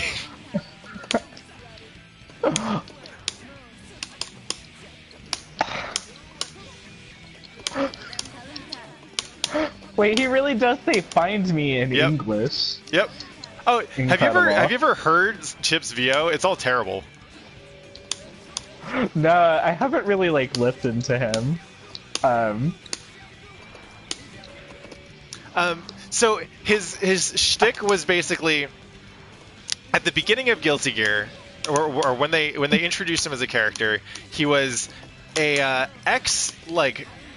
crack addict that was rescued by a ninja master, and somewhere in that process he became a huge weeb, right? Right, because he's just like some white dude, and he's the president of the United States of America. Well, it's the Chip Kingdom now, and for some reason the kingdom has a president. Okay, fair. Yeah, but that happened. I think there was like a line somewhere in his story mode in XX or Reload where he was like, someone was like, "Oh, you mean if I want like real power, I need to be the president? I guess that's what I'm going to be." And I was like, man, okay, I wonder where they're going with this character. And then, sure enough, in Xrd, I'm like, oh, now we have an ex-crack addict weeb ninja president with his adorable chief of staff. This is a really good American success story. Really? I will say that Answer, it's the American dream. They got it. Here's the thing about. Now we have to talk about Answer. Yeah. And the thing about Answer. Wow, maybe I shouldn't try chemical. Yeah, that's like your point about covering distance as the extension of your normals is really well taken when I like feel like I'm on the other side of the screen and doing this, and then I run up and punch you in the face. Yeah. I'm like getting that, like that. I feel like I'm understanding a little bit about how Guilty Gear works. Yeah. But the thing about the really important thing about Answer, and like Answer has like one of the traits that I most like about a fighting game character design, which is somebody who is fighting but is also kind of like in a fighting game but is not behaving. Yeah. Right. He's on a phone call for the whole time. It's like literally the entire match, and there's like a conversation that is playing, like he is literally having it, and he like reacts to, like, it changes based on like his like crouching, blocking, hit state. It's like really good. That is like it's like my favorite thing. I love that so much. It is. So one of my favorite characters in Marvel vs. Capcom was Phoenix Wright, because they managed to find a way to make a lawyer fight pretty much accidentally, right? So all his attacks are like he sneezes or he slips on you, and in the process he finds some evidence, and that's how he fucks you up, right? Right. I think Answer is probably like the ascended version of that character archetype. Yeah. There's a character who I think about. I talk about this character every time I have this conversation about this trait I love, because she's one of the best embodiments of it. But what was her name? Nana Makana or something like that. So she was from the Examu fighter Aquapaza. Yeah. Which was a bit more, definitely a lot more Street Fighter-y.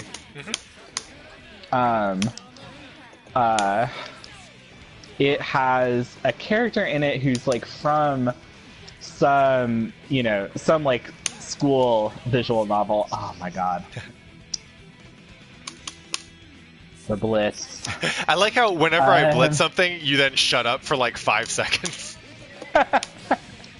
Like you're really good at playing while talking, which is something most people are bad at. But that blitz the blitz is just now I have to pay attention again. Well, it's just clearly that I was like the fact that you hit me with a blitz. Not that I would really know how to do it, but it's also definitely like, oh, you're on autopilot. Yeah. You are getting predictable because this is what I'm pulling out. This character, yeah. So this character, she's like from some like dating sim or something like that. So her like shtick is that she's like this librarian girl, and nice. her entire like in her character sprite, she's holding like this huge pile of books. Cute. Oh, the cross up. Yeah, he gets some nasty shit off that. And that she's kind of like barely holding. And her projectile is like she trips and falls and drops that pile of books.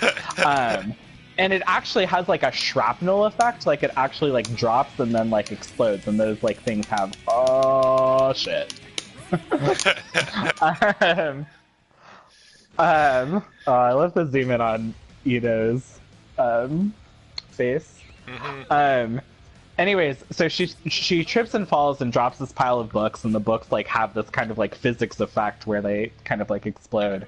And she also has this move where like a bookshelf just appears in front of her, and she trips and knocks it over on top of the person. And her like super version of course is like an entire like library. They just like domino effect knocks like a million bookshelves into you. But it's a really good, like, it's the same sort of it's exactly kind of like Phoenix Wright, you know. She's like really accidentally, like there's some character, like there's a maid that fights, but like the maid character is not quite as good because she's like actually involved in what she's doing, whereas this character feels like really like she is not having any clue that she's just trying to get to work. Right. Yeah, she's clearly like, she has like a really adorable normal where her like crouching A or whatever is her just like flailing with her fists, which is really good at a certain kind of pressure. But like, honestly, like most of her moves, by far the majority of them are just oh my god! Was that an instance of you expecting to be able to throw me to get out of pressure, or did you just read that throw? I was trying to throw to get out of pressure. Okay. Yeah. Wow. Sometimes you both have the same idea for different reasons. Yeah. Probably shouldn't have pressed the button there. Probably should have been like, oh, jeez, what side is it gonna be? And then he can get a grab afterwards, or a knockdown into a mix-up, or blah blah blah blah blah. It's super dirty stuff. This game's full of dirty stuff. I don't know if you ever noticed. I forget if it's just answers idle, or if it's a taunt, but you do get to see what happens when he gets off the phone. Oh, really? Yeah. His third eye opens and he shoots a fucking laser out of it. Like, oh my god. The only thing that is keeping him from being in contention with like Soul and Dizzy and whatever as like the most powerful like canonical thing in this game is probably just that he's distracted by the phone. Oh, that's awesome. I love that. Yeah. I love too his third eye, his like third eye The glasses are glass. such a good thing. But Dizzy really is like that too. Like, Yeah. because like all of her, she's involved in some of her moves, but a lot of them are her like just like She's just trying to like keep her wings in line. right, yeah. It's like, Necro, no, cut that shit out. No, please stop. Like every move with Necro is her like trying to like restrain him. Yeah. But she has like this really good way of her. I love that she like makes an expression and reacts to what the wings are doing. Mm-hmm. It's just a nice touch. Yeah. The names of her moves are also really good.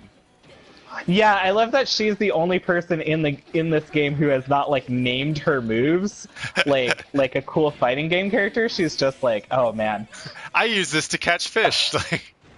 yeah, she's like, oh yeah, I'm not like a person who like fights. I actually don't understand your world. Templar 15, to answer your question, yes, I think the answer is laser does deal damage. Probably not. I don't think it's that much, but it goes like full screen. It's very impressive. Actually, Chip's his shuriken used to be a taunt. Like one of the few buffs they gave him in like classic XX series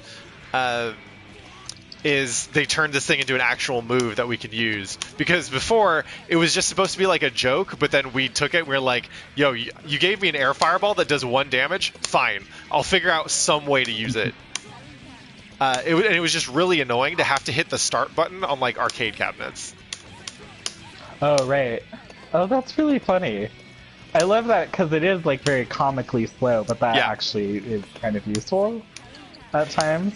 It can be. So the way it works is that there's a slow one and a fast one. It always, the first one he throws is slow, and then it alternates fast, slow from there. And interesting. Okay. So when it's slow, it freezes him in place for a little while, and then he continues moving.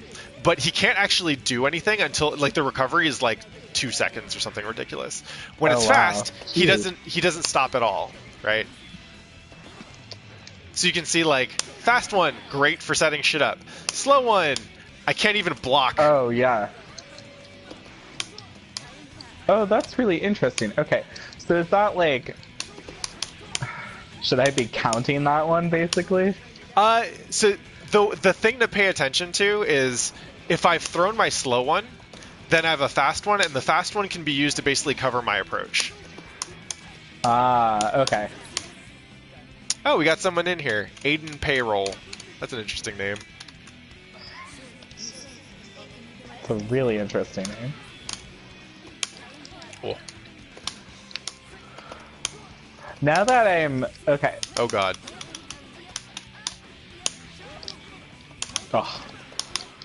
Oh, terrible burst.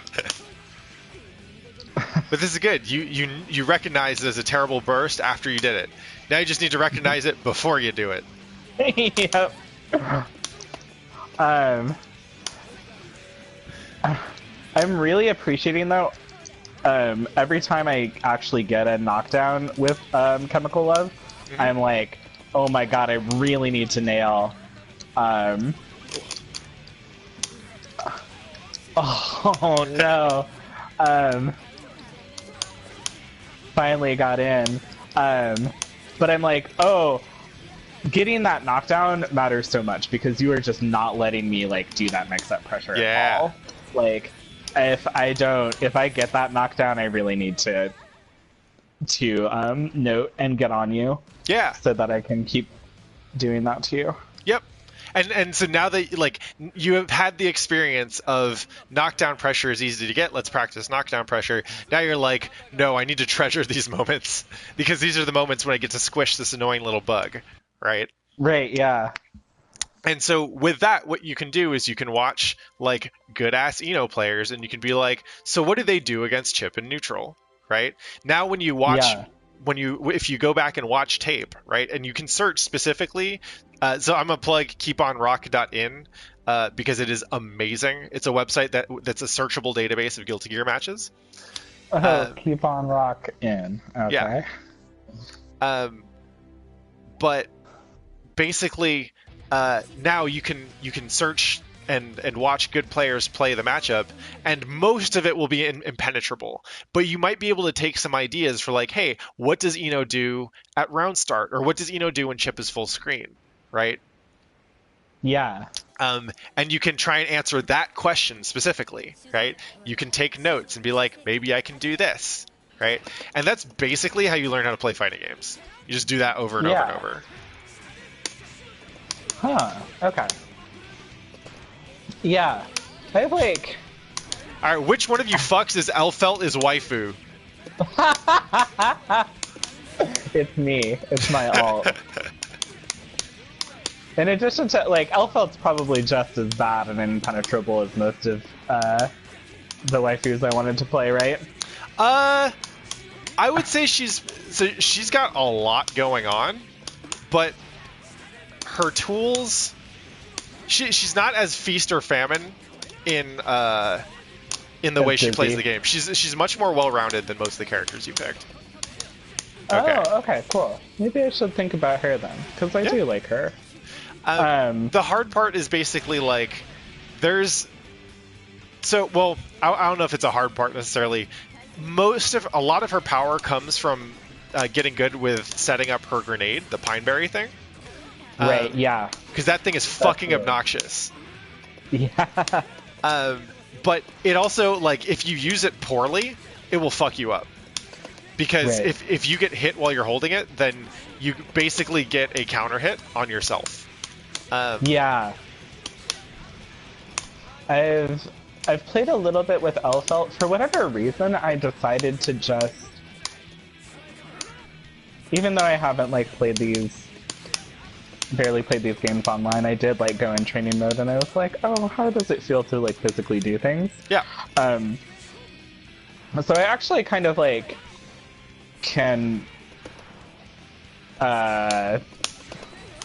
I would hesitate to use the word consistent, but I do know how to do like her active reload. Yeah. If you can, things. you can get a lot of mileage out of Elfelt just by going for like corner shotgun pressure stuff. Yeah. Even if you don't have a combo in there, like you can just kind of fuck shit up there. I think the challenging thing with Elfelt is that like a lot of her combos are super situational, and confirming off random hits in neutral is not always the easiest. Yeah. She does have really nice big buttons though. Oh yeah, especially that stand hard slash. So good.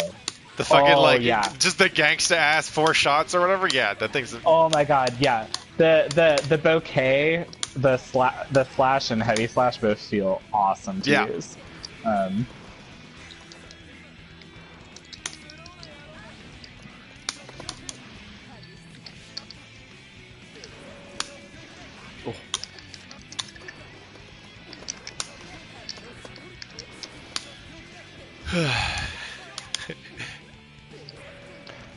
You've forgotten to go easy on me. I love it. Yeah. So, I've been running like one-on-ones with people in stream, right? And when I play them in like one-on-one mode, like I will adjust the way I play to complement them, right? Because I'm just trying to figure out like what they need to work on and what I think they're doing well. But then sometimes those folks will hop into the lobby and I won't be paying attention. I'll just autopilot and I'll fucking destroy them. I'm like, oh, oops, my bad, dude. But like autopilot is a real thing in this game. Yeah, I mean, I don't understand how you could possibly do Guilty Gear in any respect unless you were doing it on instinct. You know? Yeah, it's you gotta figure out.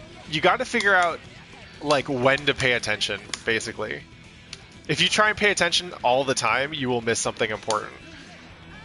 So, like, once you get more comfortable with the game, some of this is like, hey, when do I do the thing that I practiced, and when do I have to try and improvise something or try something new?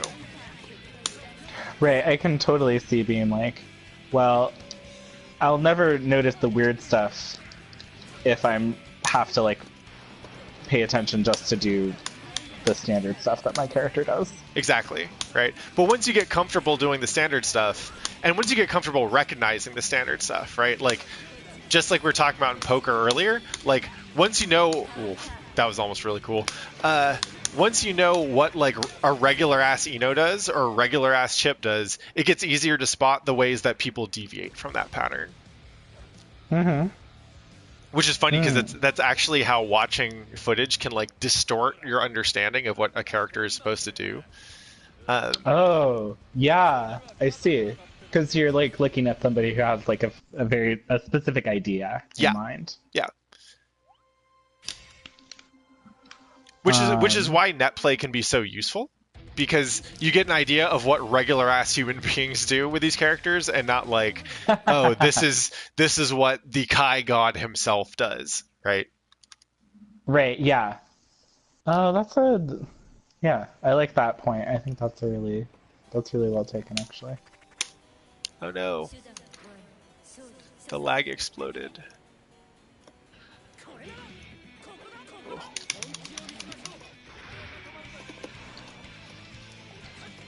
Yikes. Alright, well. Oh, this is cute that they give you the soccer ball to play around while you're waiting for matches. Yeah.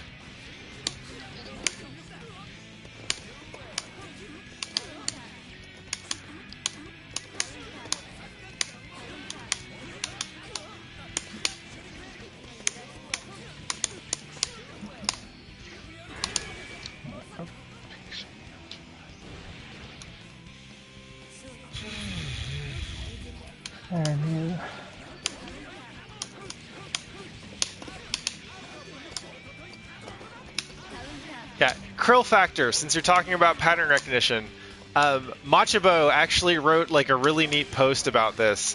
The gist of which is essentially is you kind of can't play Guilty Gear until you have an understanding of what like the baseline is, right? You need to know a lot about the game in terms of a character and their options and like their go-to strings or their go-to mix-ups, because until you have that information, you don't get an idea of how the player you're playing is different from the baseline. Which means that you're just going to treat everything as, oh, this is an exceptional case and I should remember this.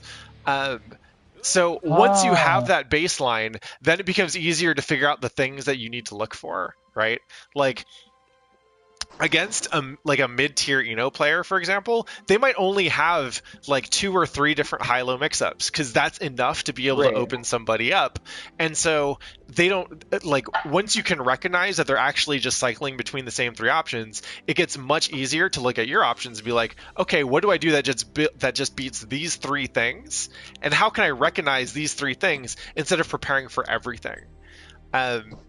Related, one of the pieces of advice that I almost always give new players in Guilty Gear is, like, just try to block more. Even if you're failing, like, just try to block more. Because if you fail, you're still going to get better at blocking. It's a skill that you have to grind over time.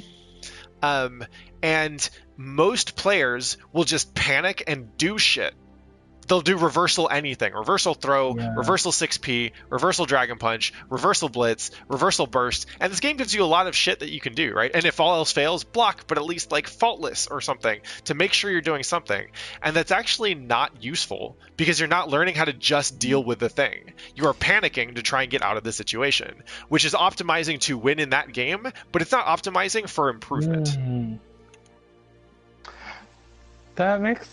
That actually makes a huge amount of sense. And like to that point, I would say that like when you were like, look, okay, Eno is supposed to do, you do your like your dash into overhead low, and your options are like how many things you add in to the high and then how many things you add into the low and whether you do that. And that seems like incredibly complicated and daunting. But it actually like reduces the complexity so much from like every normal in the entire game. Exactly. Which is like how I first was thinking of it. Right. And then it's like, now I'm not even just thinking like, oh, these 3 options that I have are all completely normals with their own utility. It's like, no, it's just like a counter of how many of them. Yeah. I'm putting in. It's like how I'm pacing the time. Exactly. Like, you don't need to look for every single attack, because most attacks wouldn't actually be meaningfully different, right?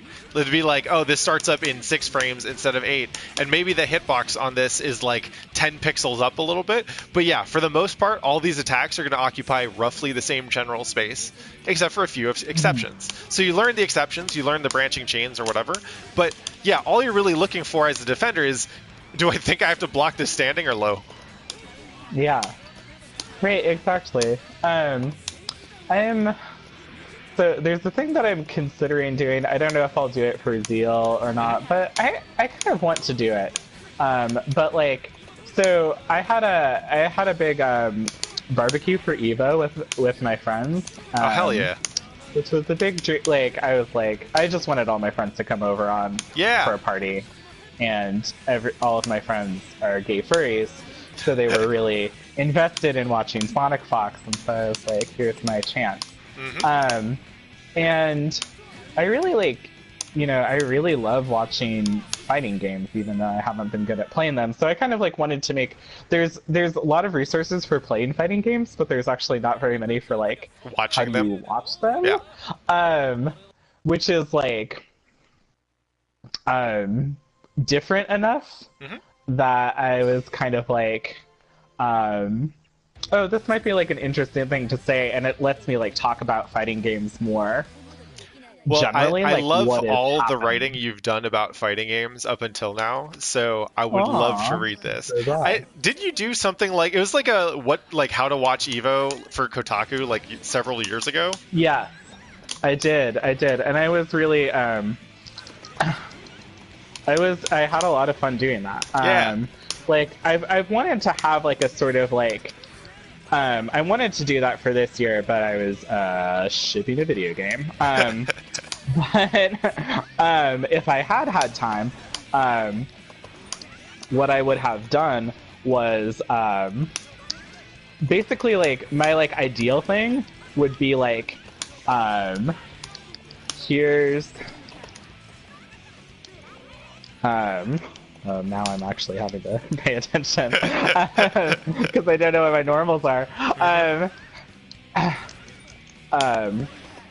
But dang, that Gamma Blade. Yeah.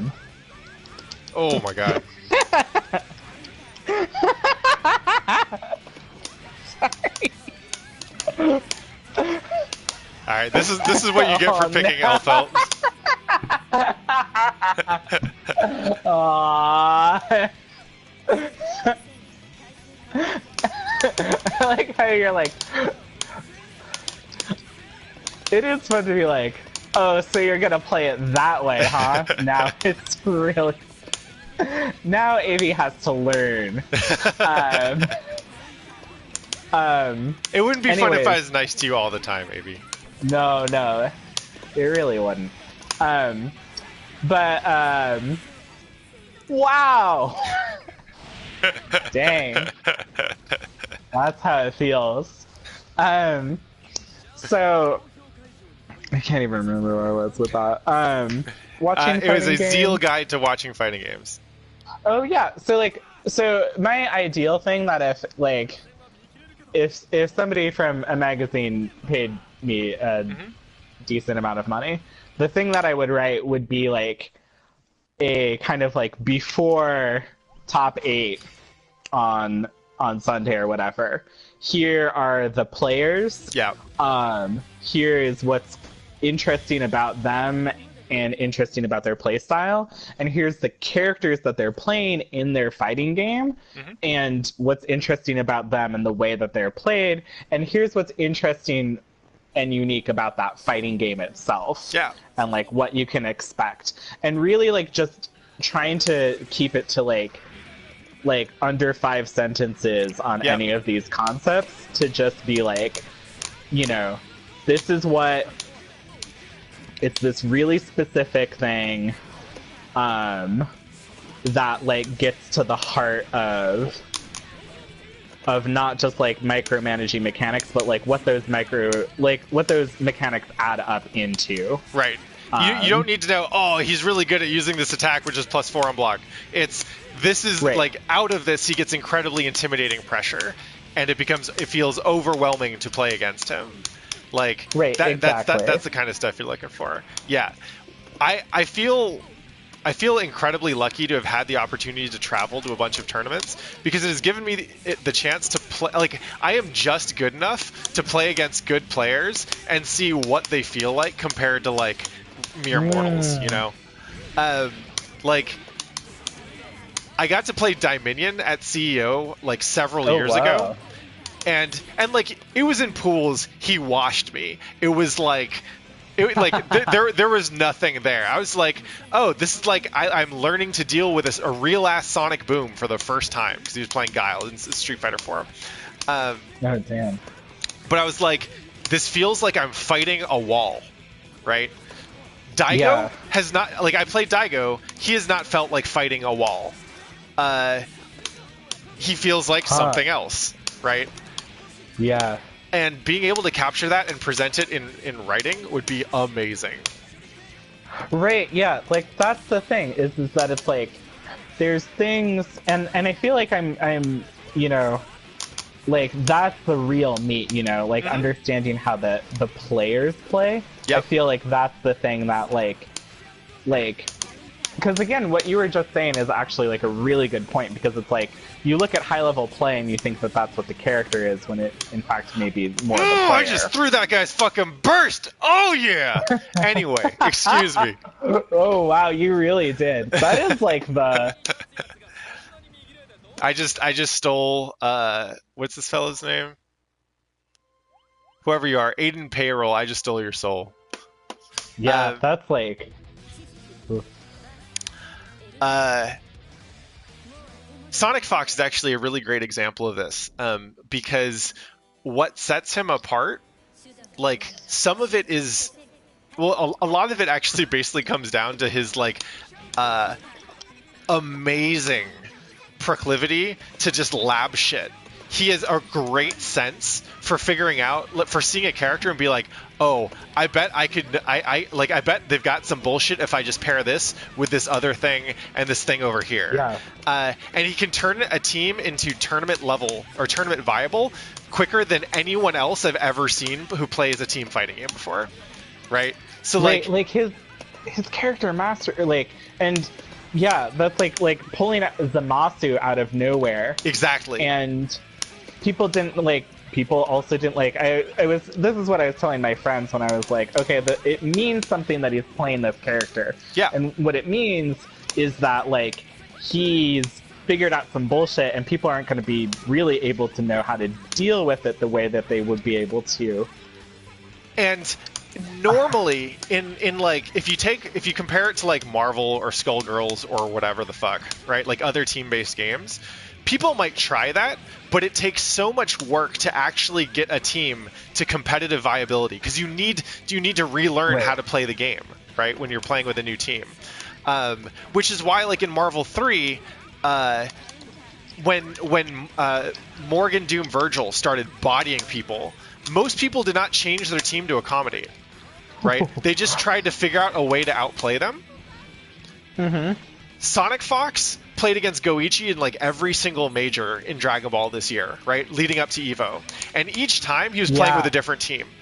Like, that right there is incredible.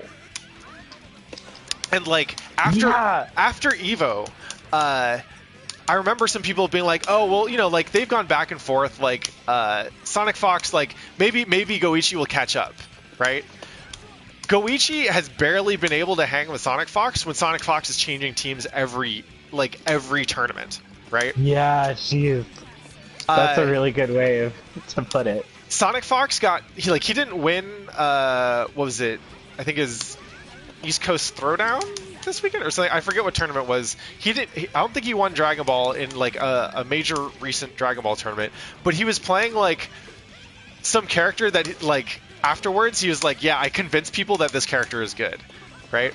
Anyone who plays against Sonic Fox could potentially have to deal with every single team that he has played in tournament to date, right? Like, that's how do you terrifying. do that? Like, oh, you watched some videos and you adapted to his Zamasu? Well, great. Zamasu was 3 tournaments ago. Like, he's on his fall 2018 collection now. Fuck you. Like, Yeah. Right, like, and in some ways, it's like the ultimately the most deep disrespect move oh yeah. to force people how to learn how to deal with a character that's honestly not very good, and then just drop that character. Yep. Yeah, Flotaro Yikes. in chat also points out that yeah, he got second in Soul Calibur 6 at ECT Right. just this weekend. Like, I saw that happen too. Yeah. Um, all right, folks, I'm gonna play this one last match and then I'm gonna call it for the night because I'm hungry and I need to eat. Aw, thank you, Curl Factor, for the kind word. I'm just catching up on the chat now. Yeah. Um, Oh, also, since you mentioned it earlier, you made a dang video game. That's awesome. oh Good yeah, job. I did do that, didn't I? Yeah. It is called what? Heaven Will Be Mine. Oh yeah, let's plug me. Yeah. Plug the And, shit out of it. Yeah, so y'all should buy Heaven Will Be Mine. It's a really good game about lesbians piloting giant robots in space, and talking about their feelings and beating each other up. And it rules. It's available on Steam right now. It sure is. Yeah. I'm Mammon Machine on Twitter. And Aevee Bee is my name. I suppose we should have gotten that intro out in the beginning, but whatever. Fuck it. We were playing. Yeah, I we were feel like we were this playing has Guilty Gear. Blow it up a little bit. Yeah, We Know the Devil. uh, Another great game. Yeah, and We Know the Devil. Oh my God, yes. In fact, I need to do an actual business thing with that. Tonight, I just have to review. This chat can be the first. It's not a long thing. We're just like working on the itch.io build finally. Gotcha. So, Yay! Hooray for itch. I love itch. Is everyone ready? Okay, Oh, so I'm closing the room so y'all can't play. Aevee, thank you again for coming through. It was a pleasure to play with you. I hope you picked something up, and I look forward to seeing you. To you and to everyone else in the stream, thank you so much for watching. I love doing this, but it wouldn't be nearly as much fun without an audience. So thanks to everyone for coming through. If you're new here, please drop me a follow if you think that this is more shit you'd like to be into. I stream about 4 days a week. It's usually we're just chilling out and learning how to play some video games better, man. That's all we do. And I am switching up the format on my one-on-ones. So now, basically, from about 8 o'clock to 9 o'clock, I say about because it takes me some time to get home from work, blah, blah, blah, blah. It'll be open to anyone who wants to play. So if you want to hop in, doesn't matter your experience level. You want to hop into a lobby and play some games, and people won't judge you. You play with me, and I'll give you some feedback, and I'll kind of help you learn this game. It's open to everybody, so y'all should just do that. And with that, I will see you tomorrow, everyone. I hope you have a lovely evening. Aevee, I hope you get really good at Eno and make me regret like showing you this character. I already regret mentioning Elfelt. I should have just said, no, Elfelt's terrible. Don't play her. But alas. But yeah, peace out, everyone. Yeah. I gotta go eat. All right, take care. Bye. Thank you so much. It was so good. It's my pleasure.